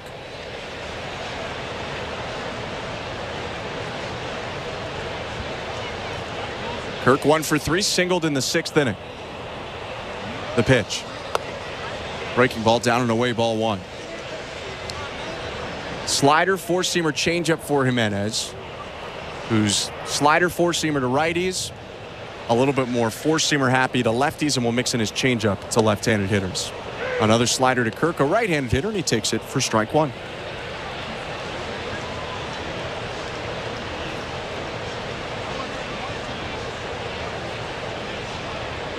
The pitch. Bounce the slider, 2-1. Jimenez is a big dude, 6'3", almost 280 pounds. 29 years old, from San Juan, Puerto Rico.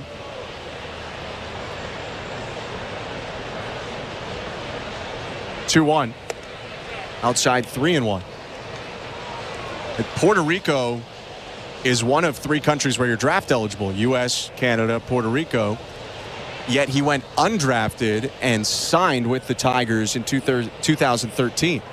3-1 pitch, freezes Kirk, called strike, 3-2. There were 50 rounds in 2013. It's a lot of rounds. It's hard to go undrafted. And then turn into if you have this kind of skill. And then you turn into an all-star and an 8-year reliever. 3-2. Swing and a pop-up off the bat of Kirk just behind first. Olsen creeps into foul territory and makes the catch. 2 outs.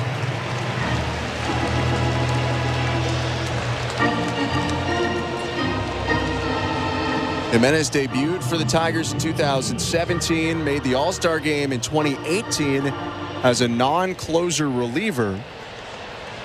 Closed a little bit for the Tigers in 2019 and had some ups and downs in the back half of his Tiger career before joining the Braves in 2023. Pitch to Ernie Clement at the knees, strike 1. Yeah, he's been much better since arriving in Atlanta, that's for sure.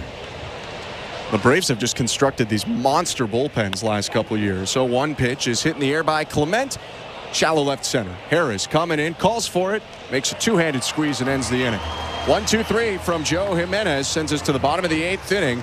Blue Jays still trailing the Braves 3-1. You're listening to Blue Jays Baseball, brought to you by your local family-owned Crown Rust Control Center, streaming at sportsnet.ca and the Sportsnet Radio Network. If you're looking for a fun day, did you know the day before Monday? Junior J Sunday. You can paint your face, come and meet Ace and run base to base. Junior J Sunday. So many things to do. You can bring your crew and even mom and dad too. Junior J Sunday. Sundays are for Junior Jays, and with all kinds of cool new games and activities in the exciting outfield district areas, there's no end to the family fun you'll have. If you're feeling the song, grab your dad or mom, visit BlueJays.com. Junior J Sunday. We're 2menintruck.ca. We've got lots of men and lots of trucks, so get ready to be moved. Think 2menintruck, 2menintruck.ca. So when you gotta move, all moving day, all moving day. Think 2menintruck, 2menintruck.ca. Cause all of us movers are not the same. So that's our company name, 2menintruck.ca. We're lots of men with lots of trucks, so give us a call today. October 3rd on City TV. You're safe. I got you. Law & Order Thursday returns with all new seasons of Law & Order. I love this job, and I love trying cases. And Olivia Benson is back with Law & Order SVU. I've dedicated my life to helping victims. So you're not giving up on us. Giving up? I'm just getting started. Law & Order Thursday premieres October 3rd on City TV, or stream it on City TV Plus. This is Toronto Blue Jays baseball. It's Ernie Clement with the RBI single. 1-0 Toronto. On Sportsnet 590 The Fan and the Sportsnet Radio Network. This copyrighted broadcast is presented by authority of Rogers Blue Jays Baseball Partnership. It may not be reproduced or retransmitted in any form, and the accounts and descriptions of this game may not be disseminated without the express written consent of Rogers Blue Jays Baseball Partnership or the Sportsnet Radio Network. Bottom of the 8th inning, 3-1 Braves. Eric Swanson on for the Blue Jays. His pitch to Marcell Ozuna. Fastball called strike. Eric Swanson's been a lot better since coming back from Buffalo, but in his last outing against Philadelphia, he just kind of lost it, really. He was erratic with all of his pitches. He walked a couple of guys. One pitch is lined up the middle into center. A base hit for Ozuna, on for the third time today. I actually don't mind if he gives up base hits like that, like he just did to Ozuna, but if you're walking guys, if you're all over the place with your pitches, then, I mean, it's going to be tough to use you if you're John Schneider. Yeah, I think, as much as control is a little bit down today, few managers are going to want guys in their bullpen that aren't throwing strikes consistently. It's been a little up and down over the last couple outings. His pitch down to Matt Olson. Fastball called strike. It's old baseball convention, and it's a little bit different in minor ball than maybe in the majors. But if you put it in the zone, you're at least giving your defense a chance. Swing and a bouncer foul on the splitter, 0-2. Even that Ozuna liner, as hard as it was, it could have been caught. There's no defense for a walk, Chris. Yeah, and defenders will tell you when they get back on their heels, they tend to make less plays as well. 0-2. Outside, 1 ball, 2 strikes.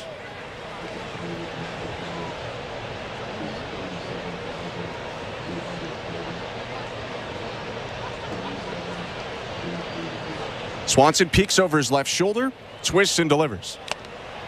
Foul tip, strike 3. Left the splitter up a little bit, but it got outside of the zone, and Olson fished at it. 1 out.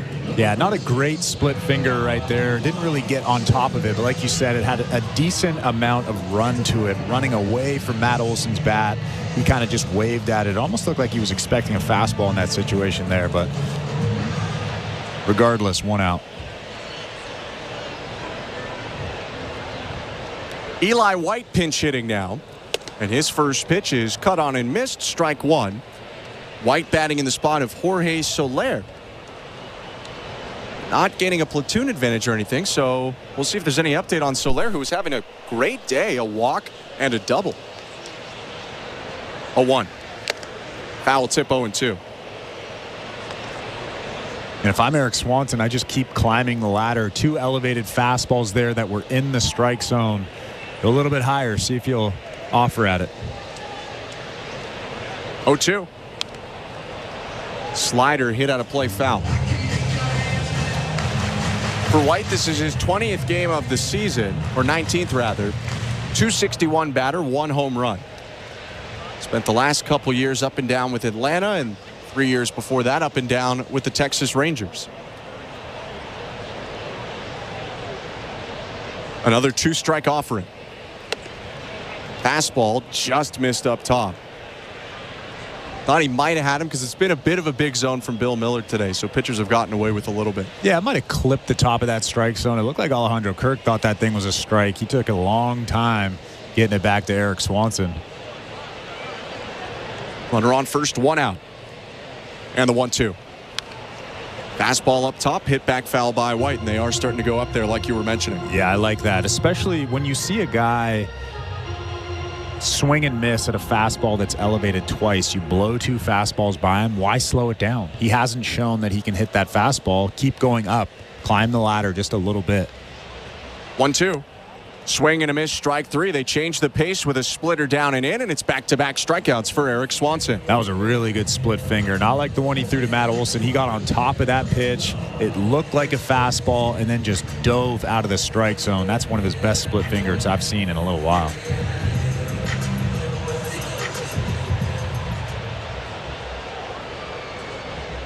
So 2 down, and Travis d'Arnaud is up. The pitch. Check swing. Slider was low. Peel down to first. And he did not go around. It's 1-0. 3-1 Braves over Blue Jays. Marcelo Zuna on first after the leadoff single.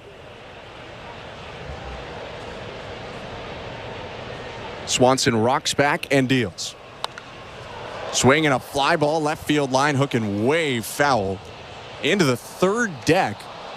It was a slider down and in that d'Arnaud was way out in front of. That was foul by about 200 feet. Yeah.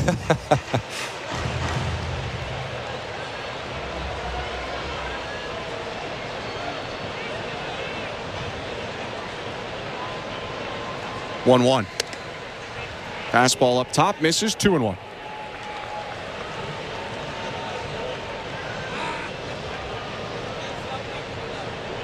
d'Arnaud taps the far corner, near corner of the plate. Brings the bat high, pointing it up to the sky. 2-1 pitch. Splitter. Jammed him. Little liner to third. Caught by Clement. And that will end the inning.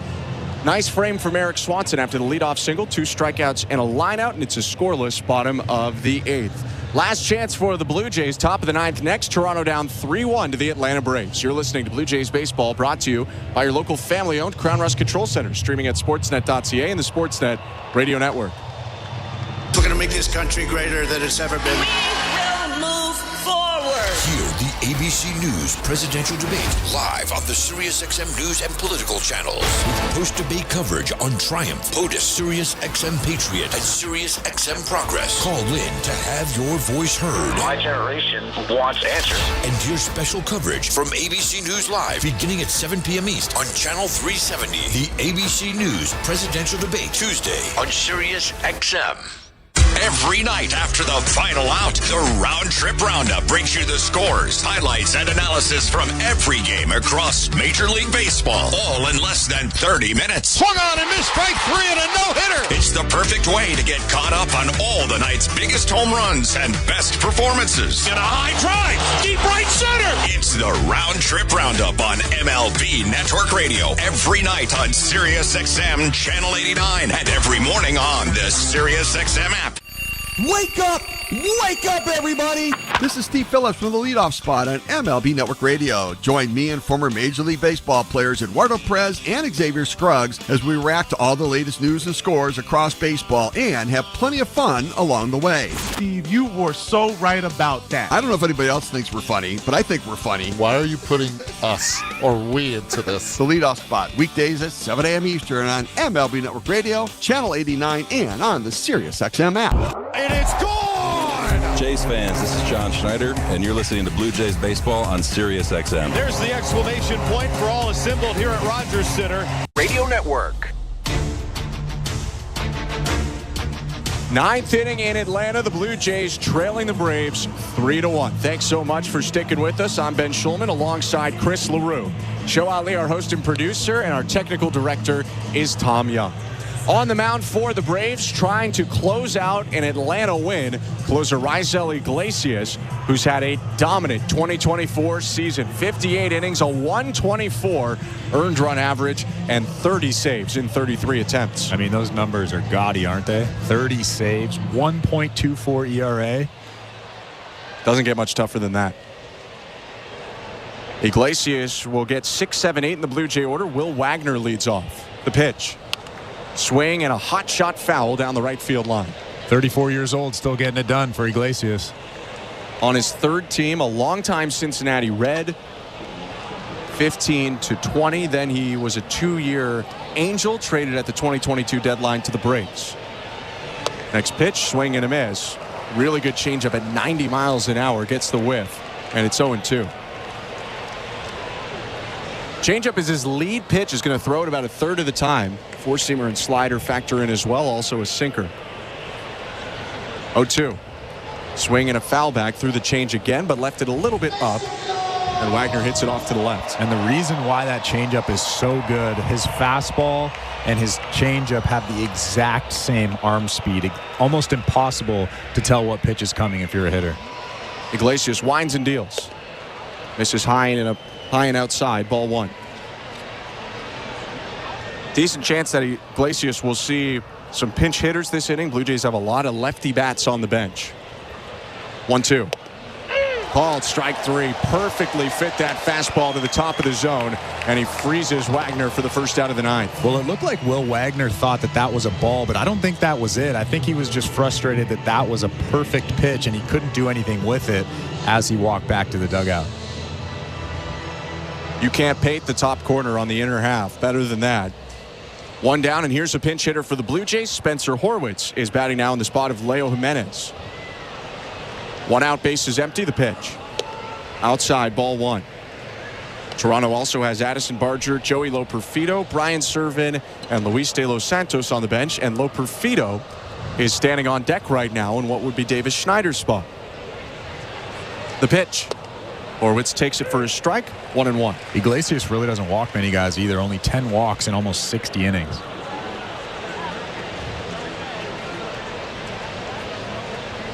One.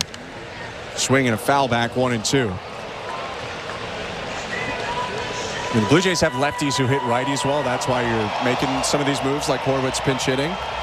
It's not like it bothers Iglesias. Righties hit 130 against him. Lefties hit 127. 1-2. Called strike three. Another perfect fastball on the inside edge.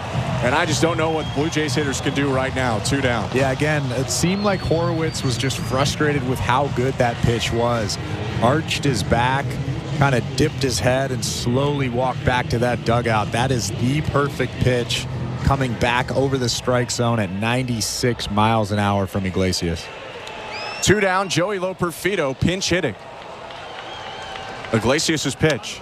Swing and a line drive, right field, dive, and it bounces out of the glove of Eli White. He went to show the ball to the umpire, but he was holding up an empty glove, and up to second base goes Loperfido on a double.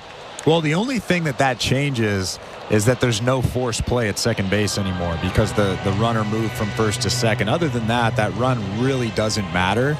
But Eli White, what a great attempt at that ball, and it was almost in his glove. Like you said, White actually thought that baseball was in his glove. Yeah, I don't think he was doing that to try and trick anyone, especially in a replay review world. He showed his glove up, and his teammates were pointing behind you, and he opened the glove to see nothing was in there. First pitch now to Nathan Lucas, hit on a line right field. Loperfido going around third, gets the wave to the plate. No, they're actually going to hold him up late. So Loperfido back to third, but Lucas with an ambush first pitch single, and now the Blue Jays have back-to-back 2-out hits, the tying run on first, and the go-ahead run coming to the plate in the form of George Springer. Well, you probably don't see this very often with how good this season has been going with it for Iglesias, but Nathan Lucas was with a perfect swing on that changeup, staying on it, hitting a good line drive to right field, but it's a big at-bat right here. 3-1 Braves. 2 outs, top of the 9th inning. Runners on the corners and George Springer up. First pitch cut on and missed. Strike one.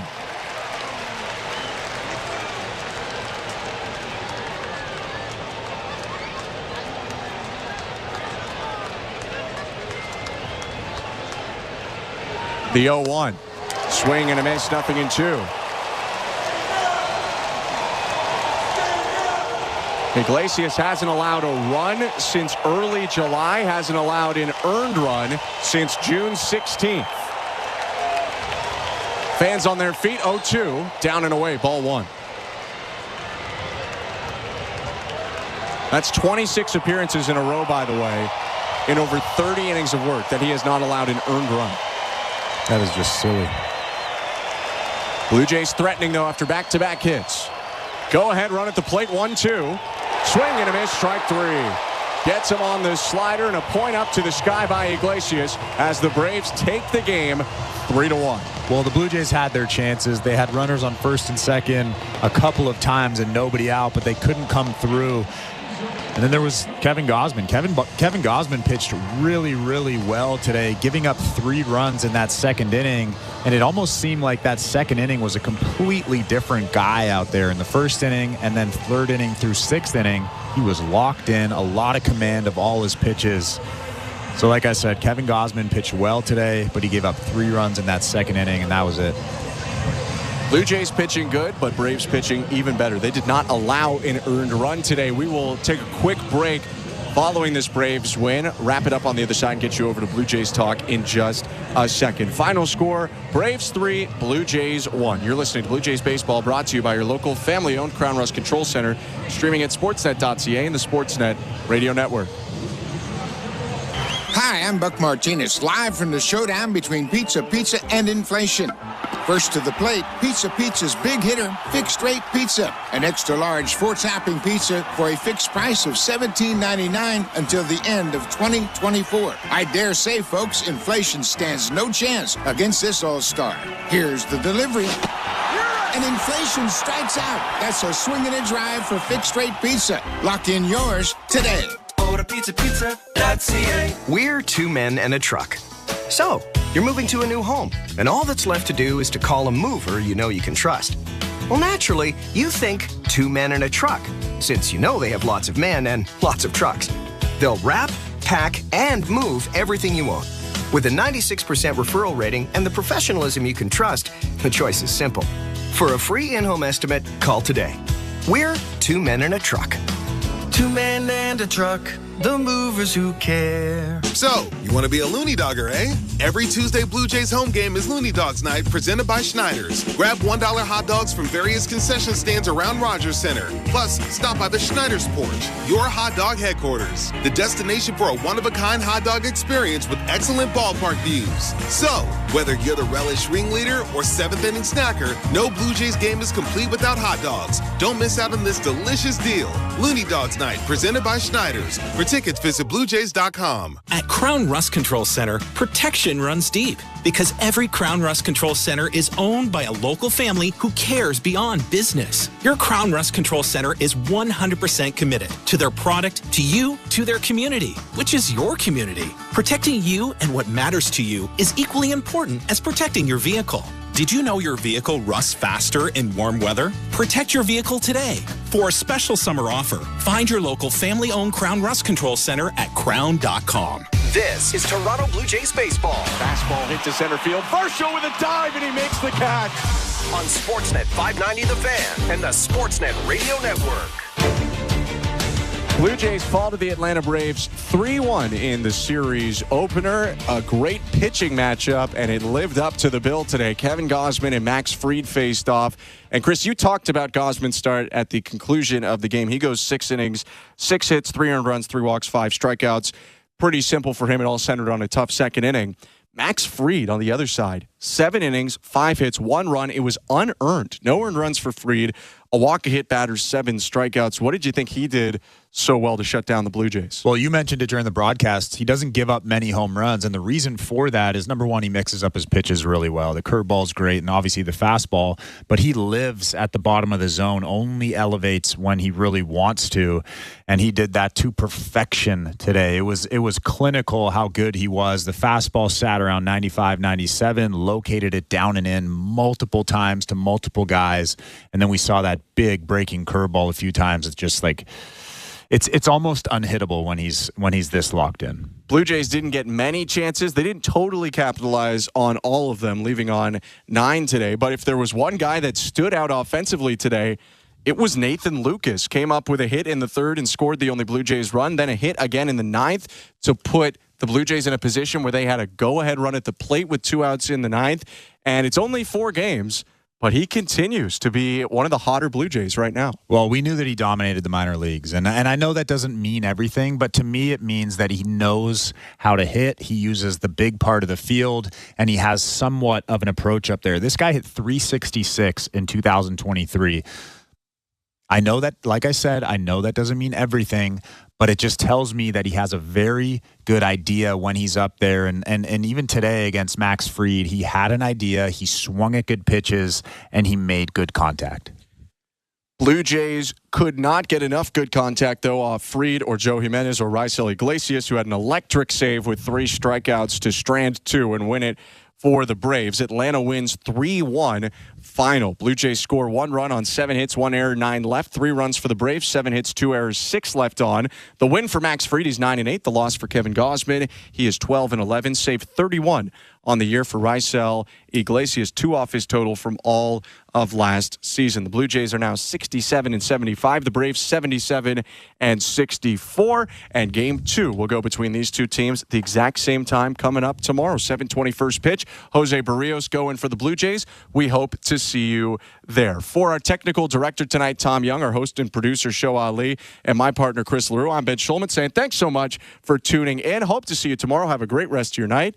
And stick around. It's time for Blue Jays Talk with Blair and Barker. It starts right now. All right, Kevin Barker. Well, another day, another lefty. And another lack of offense from the Toronto Blue Jays. Good lefty, mind you. 3-1. Blue Jays losing to the Atlanta Braves tonight. The first game of a 3-game series at Truist Park. It is Jeff Blair, Kevin Barker alongside me. The numbers, as always, 416-870-0590, 888-666-0590, star 590. If texting is your bag, you can text us at 590-590. Max Fried, Kevin, 57 of 104 pitches were fastballs. I think it was, we were talking about this, I do believe it was the 6th inning where you started to see a steady diet of curveballs. But his plan of attack against this lineup was pretty clear right from the get-go, wasn't it? Yeah, I think, he sees the same thing that we've been seeing for quite some time, of the issue that they're having against lefties and especially against the fastball, right? He established in early. That's what you're supposed to do, right? You speed them up, slow them down with breaking ball stuff. That's sort of what you do is, you get him looking in there, you get him cheating. He throws hard enough. The four-seamer established. He was getting some called strikes in. You get the right-handed hitter opening up the front side. And then that's when you start seeing second time through, he's throwing a few more change-ups away, the curveball away.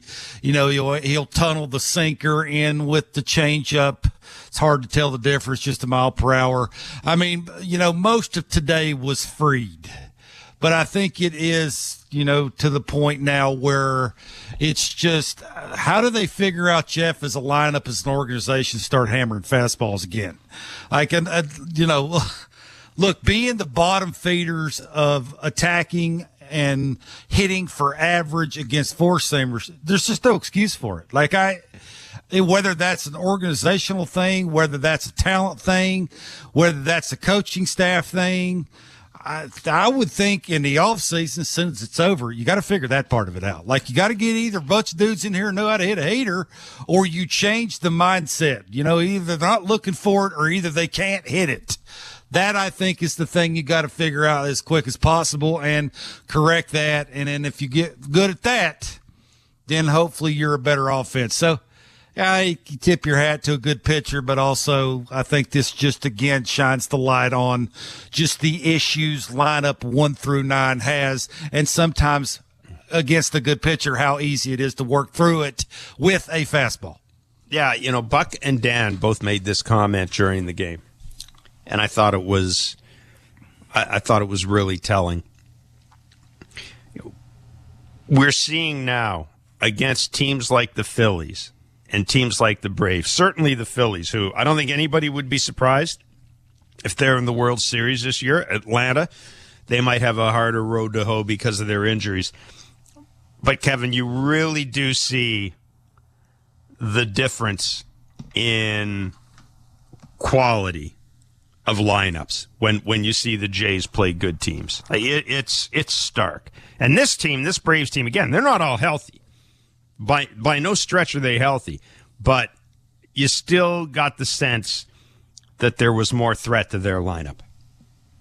Yeah, you bring up the point. You've been bringing this up for months. If you look at the good teams in the lineup, how many guys in the Jays lineup would be in the lineup for the Braves, even with the injuries that they've got? One guy.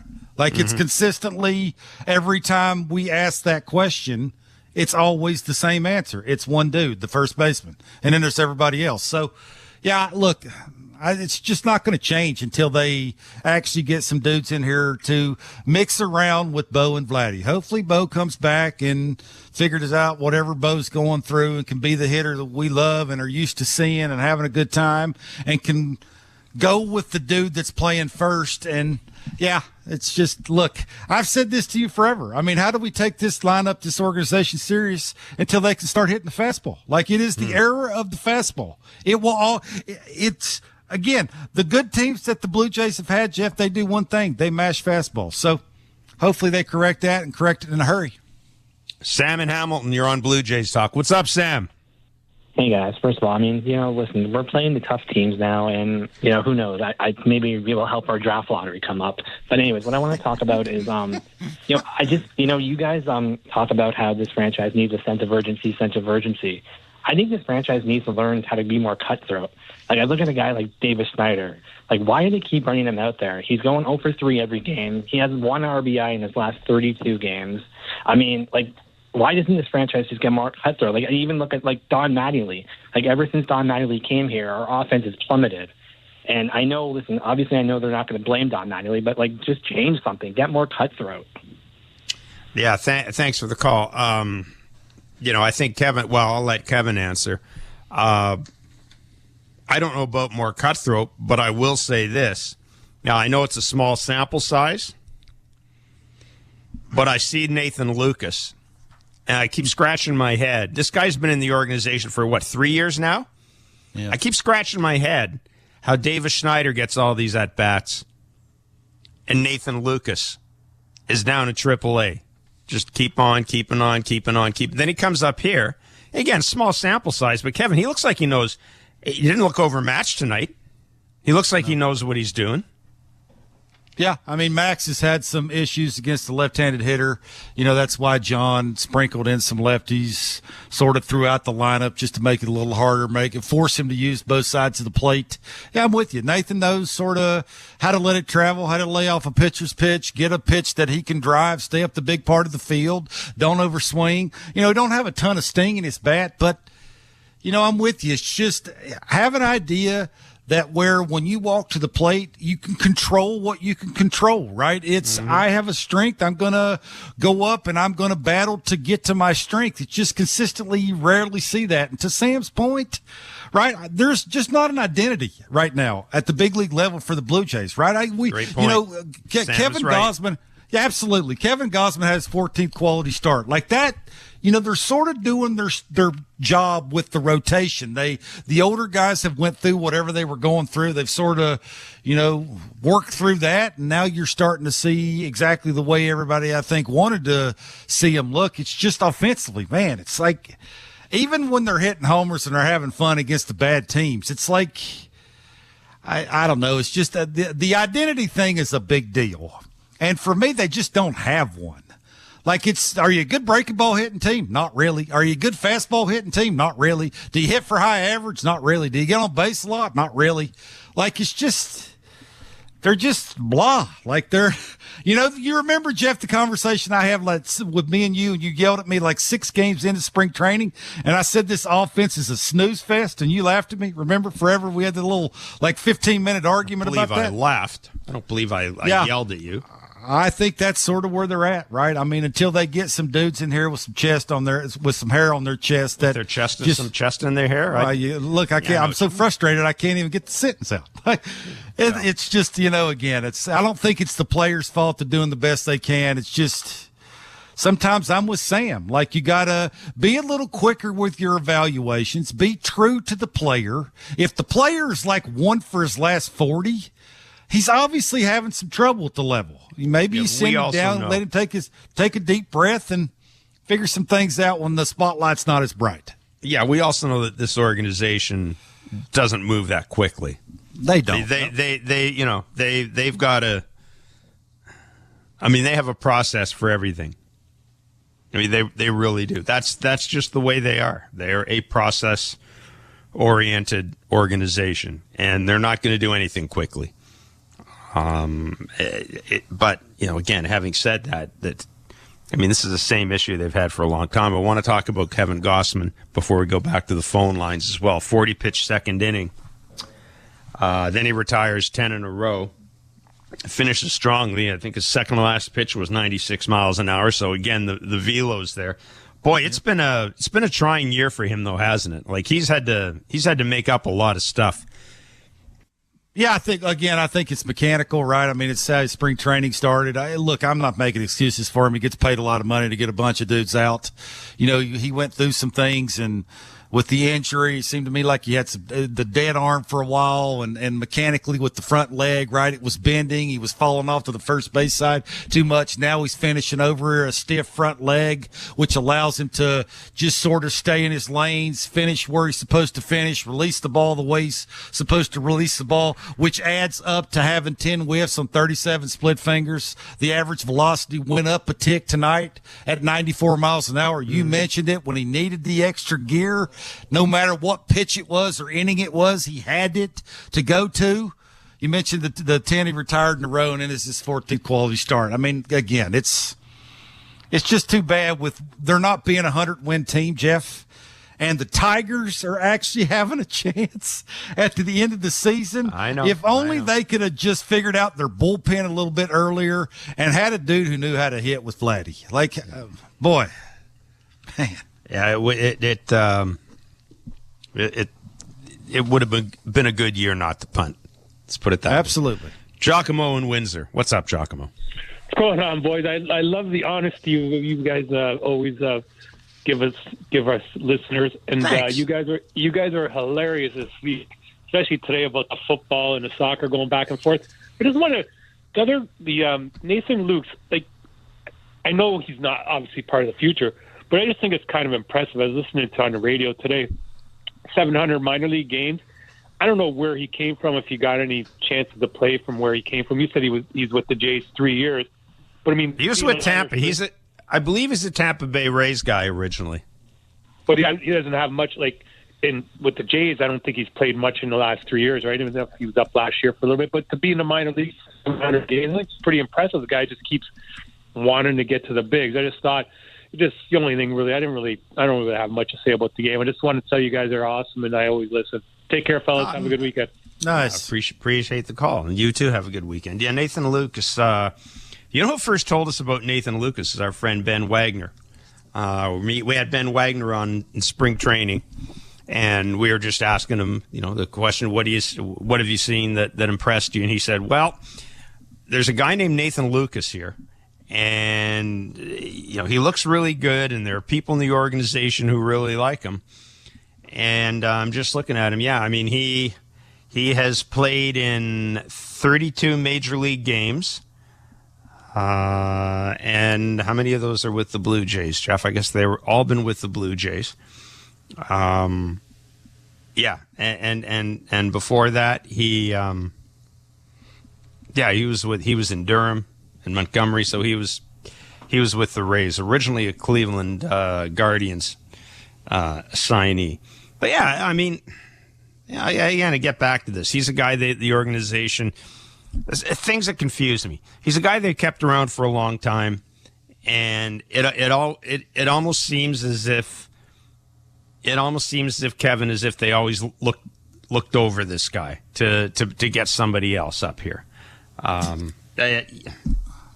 Yeah, they were looking for a reason not to call him up. I think that's what your answer is. Yeah, right. I think remember one time somebody asked the GM about, why you don't call these guys up. And his answer was, it's about roster spots. What do you do with the guy that's already on the roster, guy that's already on the 40-man, like things like that just doesn't make any sense when, some dudes at the big league level are quite frankly just not getting it done. And you just don't move on from that. What's sort of right in front of you. And just give the next man up, sort of that mentality of, giving that guy a chance. Is he a great player? Probably not. Is he a home run hitter? Probably not. I mean, he just looks like he knows how to have a competitive at bat, throw the the barrel at the baseball, stay in the big part of the field. He looks like a 30 doubles guy at the big league level. I mean, I'm not even saying he's a part of the future next year, but it might have been nice to see him a little earlier. Sure. I think is everybody's point. Why not? 416-870-0590, star 590, 1-888-666-0590. The Blue Jays have lost 3-1 to Max Fried and the Atlanta Braves. They did have the go-ahead run coming to the plate in the ninth inning in the form of George Springer. He struck out, or was struck out by Raisel Iglesias with runners on the corners. Let's take a break, come back, go back to the phone lines, and hear from the skipper as well. It's Blue Jays Talk on the Sportsnet Radio Network.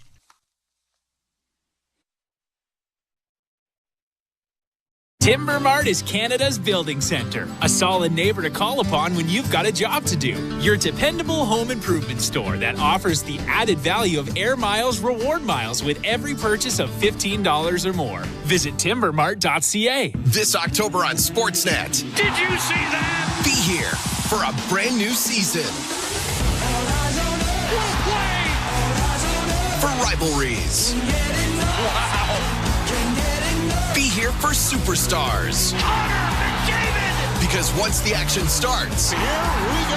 The excitement is here to stay. October 8th, the puck drops here. Are you ready? Sportsnet, here for hockey. Hi, I'm Buck Martinez, live from the showdown between pizza and inflation. First to the plate, with over 2 million sold, it's Fixed Rate Pizza, a hot and fresh extra-large 4-topping pizza for a fixed price of $17.99 until the end of 2024. Here's the delivery. And inflation strikes out. That's a swing and a drive for Fixed Rate Pizza.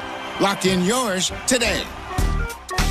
Order pizza.ca. The Blue Jays are inviting you to work from Dome. Put it in your calendar. 307 weekdays starts this season. You can work from Dome with friends or coworkers at Rogers Center. It's a game changer. Make the ballpark your office for the afternoon. Work from Dome, 307 weekday starts. Let's touch base. Check out ticket options on bluejays.com/workfromdome.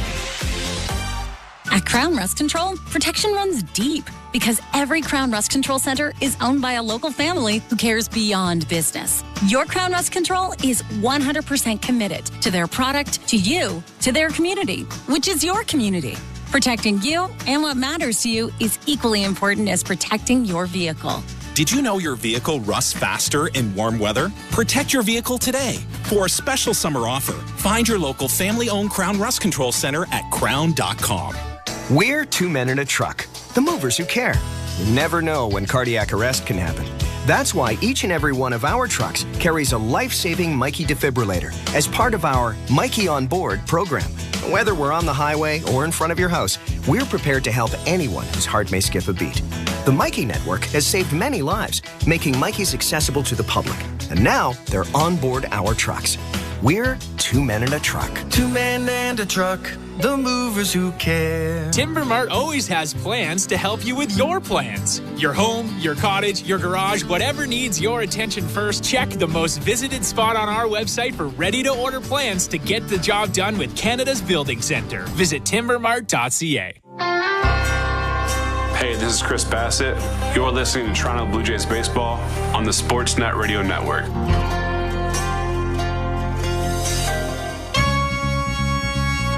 Kind of close to making a decision in the second inning with Yeah, it was kind of, game kind of right there with Olsen. It's that was probably it for him if he didn't get him. But battled back. I think 9 out of 10 he retired after that and gets 6 innings in. Just kind of a weird inning for him with the walks. Really, you don't really see that too much from Kev. And I thought he came out with really good stuff in the first, and then a couple ground ball that got through, and then the walks kind of hurt him, but settled back in, and I thought he looked really good after that. Yeah, he certainly did. That was John Schneider, the manager of the Toronto Blue Jays, talking about Kevin Gausman's outing tonight. 40-pitch second inning, then retired 10 in a row, and as we said, finished the night hitting 96 on the gun. And a very odd inning for Kevin Gausman with all those walks, and then of course the ball, that little single brings in runs and really creates an issue for him. Yeah, again, I think it's a combination of some bad pitching with the 3 walks. It's the bad luck with the CNI single, and then he started missing some spots with the RBIs he gave up. It's just one of them things, right? For whatever reason, they lost the release point. It looked to me like he's trying too hard. Again, it's like, how dare you get rid of me? I'll prove you. Right. Mm-hmm. And then, he forgot that he's a veteran guy. He's been around forever. Lock it back in, get to getting those called strikes, getting them in swing mode at the bottom of the zone. I've been saying that, right? He's the bottom of the zone guy, right? He pitches at the bottom of the zone, gets them to start to swinging at stuff like that. And then he can start elevating. He can start throwing harder. And, and then it looks like it looked the next 3 innings. So, yeah, everybody goes through a bad inning. It's how you handle it. And he came back from it, gave him a quality start, gave him a chance to win, and just for whatever reason, the offense sort of looks like it always looks. Let's hear what Kevin Gausman had to say about his outing. I didn't think my command was very good tonight, so, I wouldn't say anything tonight. But, in the past, it's been command, and that's kind of where it starts and, where it finishes for me. If I can throw my fastball up and down in the zone whenever I need to, it makes my split really, really hard to lay off. And so that's what everybody's trying to do, is to not let the split be as good as it can be. And so, that's been the whole adjustment this year, is kind of trying to find that mix and find that kind of, I guess, magic number of what we were doing last year to kind of get back to being more consistent. Kevin Gausman talking about his performance tonight and indeed about the whole year. And I think that, we talked a little bit about goals for the end of the year and what we're looking for at the end of the year. And I think you see in guys like Kevin Gausman and Chris Bassett, guys who are veterans who clearly didn't sign up to be in last place in the American League East at this point in their careers, but they're trying to finalize some stuff, I guess. They're trying to put a ribbon on the year so that they can go into the off season feeling as if they've accomplished something, right? Yeah, I think now that Kevin has went through sort of the moodiness of his velocity of his fastball, he knows now that when it's back to, occasionally that 91, 92 mark, he'll know what he needs to do to get it back to what it was tonight, sitting at 94, a little bit above that. And occasionally when you need a big out, you can rear back and let it eat at 97. So, yeah, like it's kind of nice to just hear a veteran guy be open with how he needs to go out and get dudes out, which is kind of nice to hear. It's sort of lets you inside his head to get a big league hitter out. It's pretty cool. Let's go to Greg in Niagara Falls. You're on Blue Jays Talk, Greg. Yeah, how are you tonight, guys? Doing well, thank you. I just wanted to mention what Buck was also saying. You were saying about Dan and Buck, about the team, how the Phillies and Atlanta, where they're at and where the Jays are at. Also, basically, the team's got to start being more honest, too, because Buck was saying that as an organization, or really any organization, you have to basically be honest where you're at. And also, he was mentioning before he went off, was off for a week, that basically they're not contending right now. They're just not. And like Kevin was saying, so they got to start being more honest. And because like you said, Jeff, you've said it.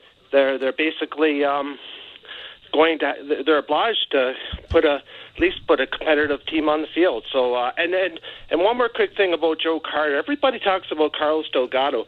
Joe Carter did a lot for this team, and I'm 48, Jeff, and I remember. And yeah, Guerrero's better, but he did a lot. And I don't want to keep hearing about Carlos Delgado. Joe Carter did a lot for this team. He was a very good player. Thank you. Yeah, I appreciate the call. He was, but Carlos Delgado was a better hitter. Let's just be clear. And Carlos Delgado was homegrown, too. Yeah. And Carlos Delgado played at a time where there were a lot of guys doing what he was doing, but doing a lot of different stuff than he was doing to be able to do what he did, if you know what I mean. And I think we all know what I mean by that. But yeah, look, Joe Carter, clearly. He's a big part of this history. And you know, Kevin, I mean, the caller's right. You've made this point that you think it's right in front of them, what they have to do. And I think I think we all know what this team needs to do to get better next year. I guess the question is, do we trust the front office to do it? Because from my point of view, Kevin, it's been the same thing for the past 2 years. Yeah, I mean, maybe. Look, I think there's a lot more options that don't cost him $700 million.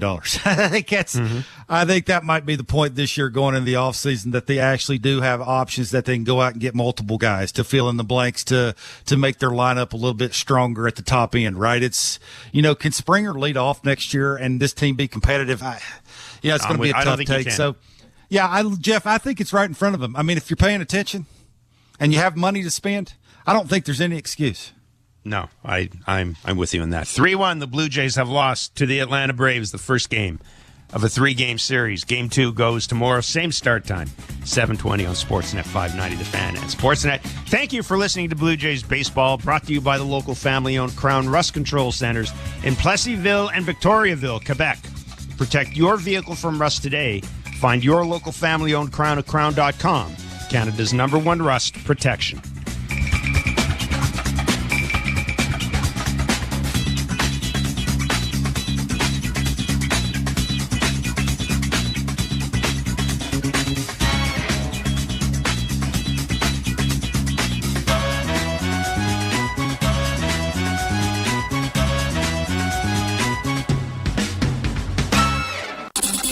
Has been Major League Baseball play-by-play on SiriusXM and the SiriusXM app. Why do I love calling this game? Calling this game? Calling this game? Calling this game? Why do I love calling this game?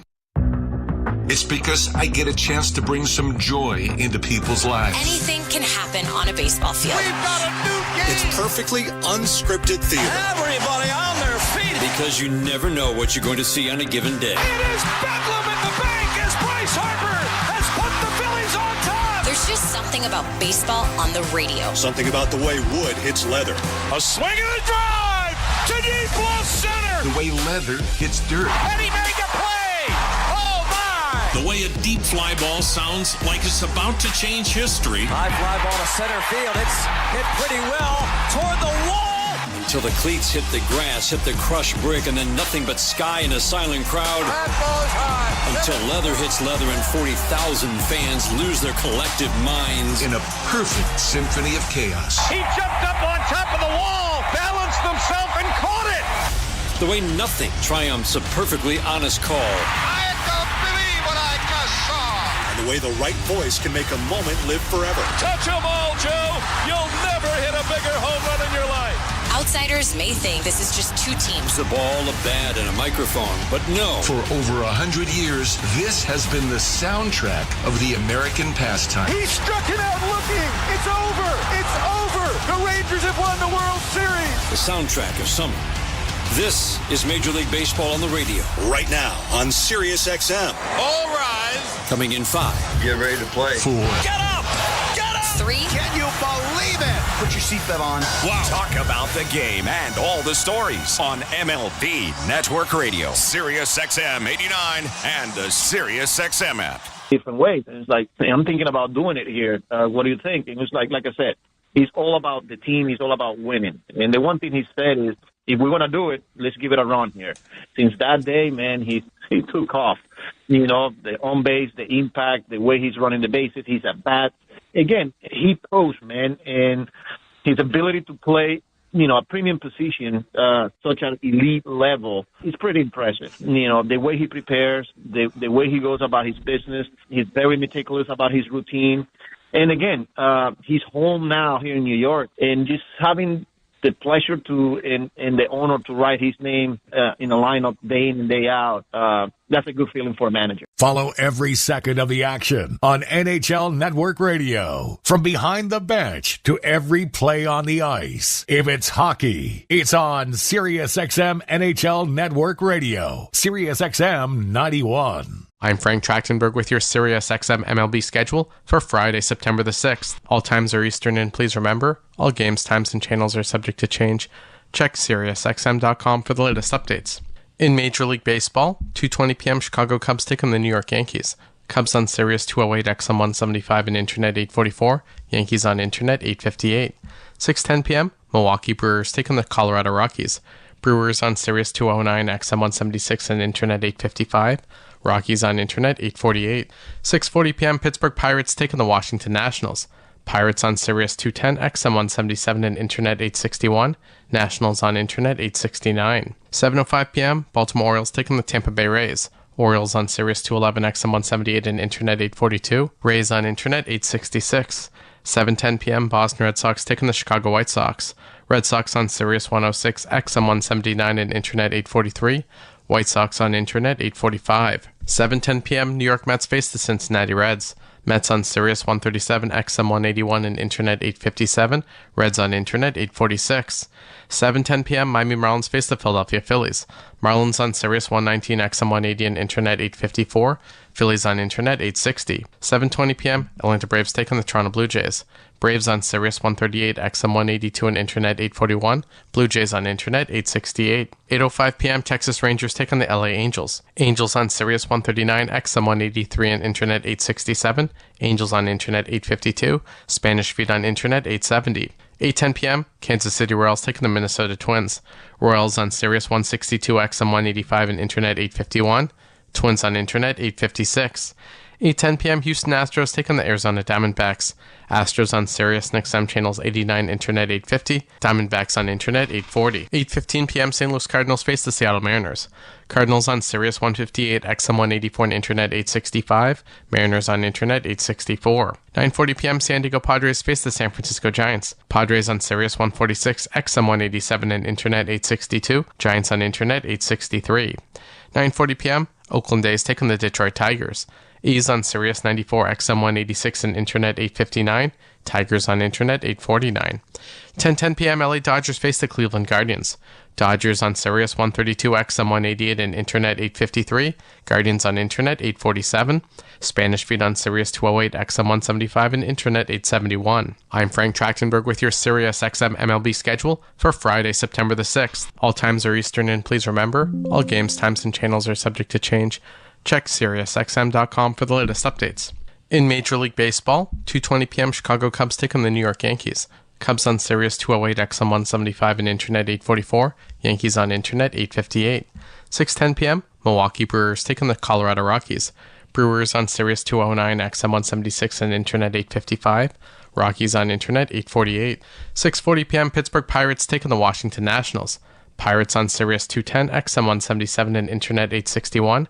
Nationals on Internet 869. 7:05 p.m. Baltimore Orioles take on the Tampa Bay Rays. Orioles on Sirius 211, XM 178, and Internet 842. Rays on Internet 866. 7:10 p.m. Boston Red Sox take on the Chicago White Sox. Red Sox on Sirius 106, XM 179, and Internet 843.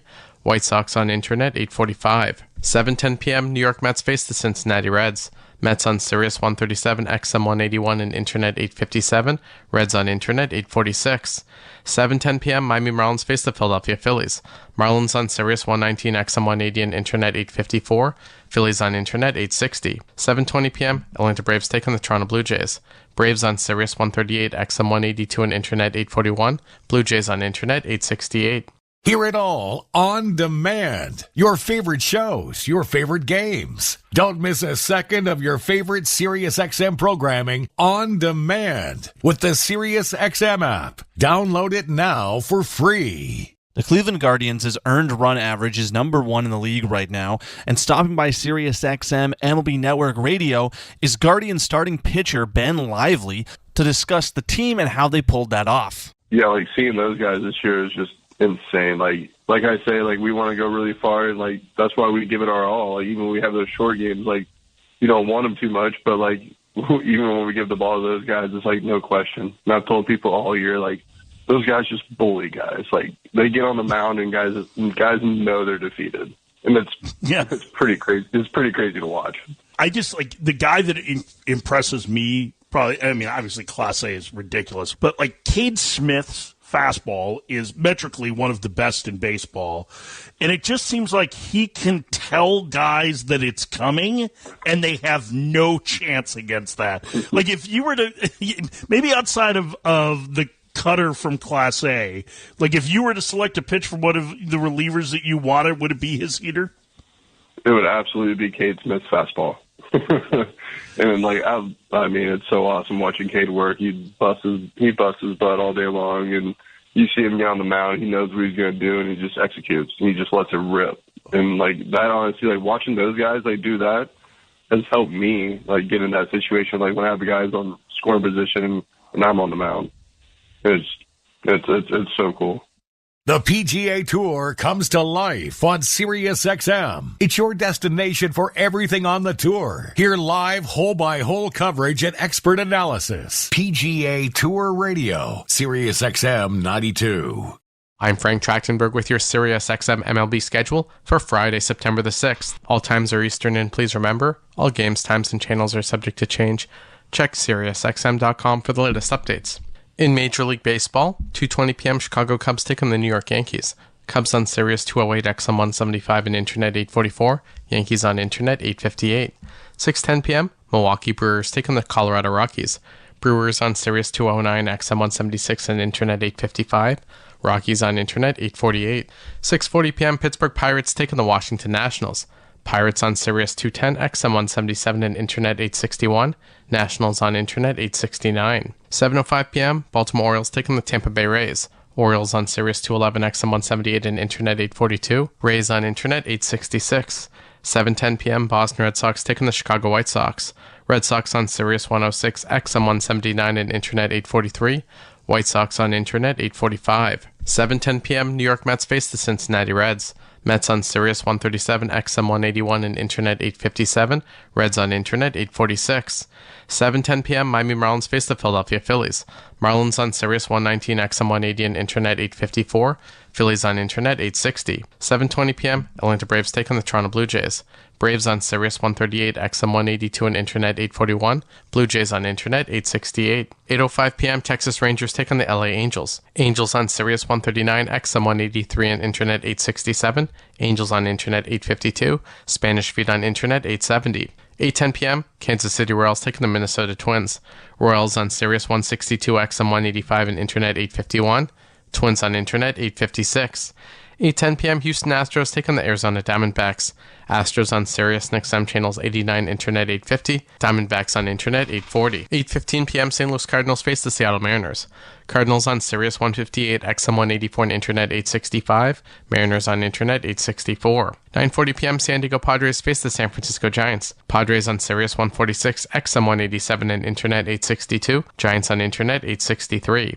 9:40 p.m. Oakland A's take on the Detroit Tigers. A's on Sirius 94, XM 186, and Internet 859. Tigers on Internet 849. 10:10 p.m. LA Dodgers face the Cleveland Guardians. Dodgers on Sirius 132, XM 188, and Internet 853. Guardians on Internet 847. Spanish Feet on Sirius 208, XM 175, and Internet 871. I'm Frank Trachtenberg with your Sirius XM MLB schedule for Friday, September the 6th. All times are Eastern, and please remember, all games, times, and channels are subject to change. Check SiriusXM.com for the latest updates. In Major League Baseball, 2:20 p.m. Chicago Cubs take on the New York Yankees. Cubs on Sirius 208, XM 175, and Internet 844. Yankees on Internet 858. 6:10 p.m. Milwaukee Brewers take on the Colorado Rockies. Brewers on Sirius 209, XM 176, and Internet 855.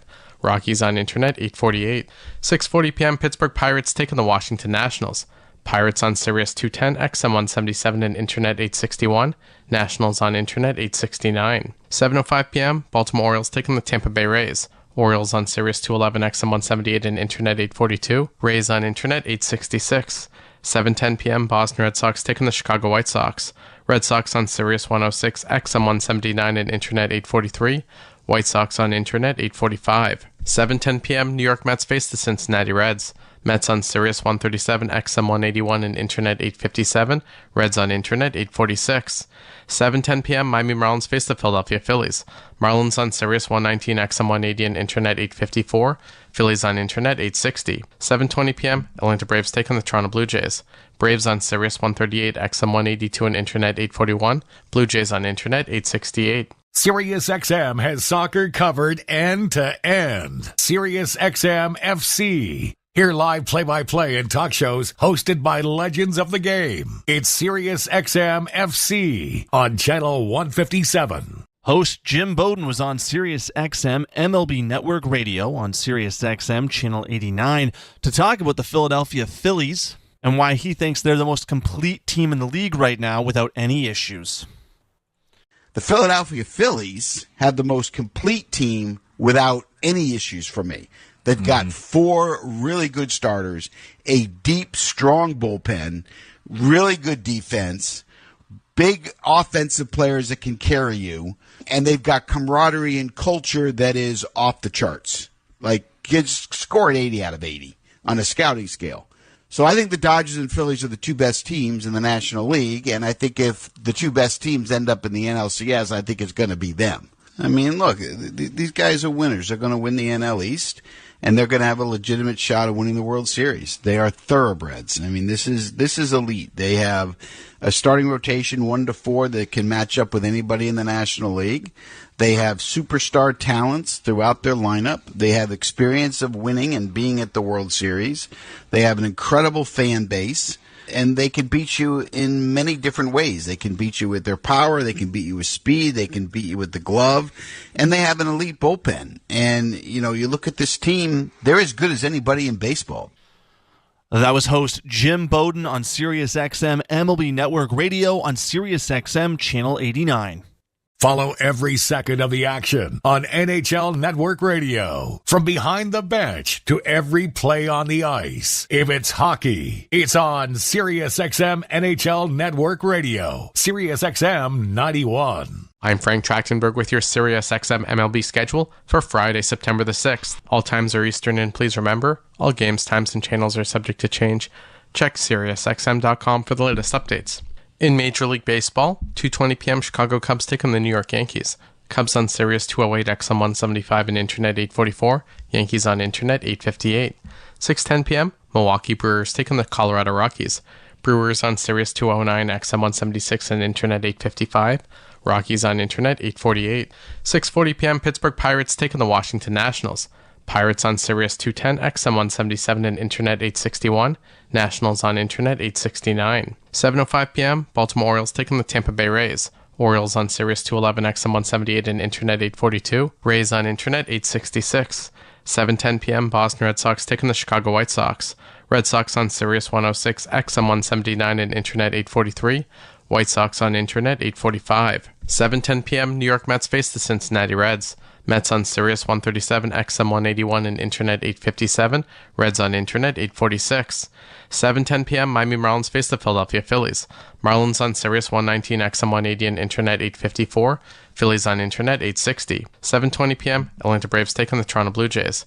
Braves on Sirius 138, XM 182 and Internet 841. Blue Jays on Internet 868. 8:05 p.m. Texas Rangers take on the LA Angels. Angels on Sirius 139, XM 183 and Internet 867. Angels on Internet 852. Spanish Feet on Internet 870. 8:10 p.m. Kansas City Royals taking the Minnesota Twins. Royals on Sirius 162, XM 185 and Internet 851. Twins on Internet 856. 8:10 p.m. Houston Astros take on the Arizona Diamondbacks. Astros on Sirius and XM channels 89, Internet 850. Diamondbacks on Internet 840. 8:15 p.m. St. Louis Cardinals face the Seattle Mariners.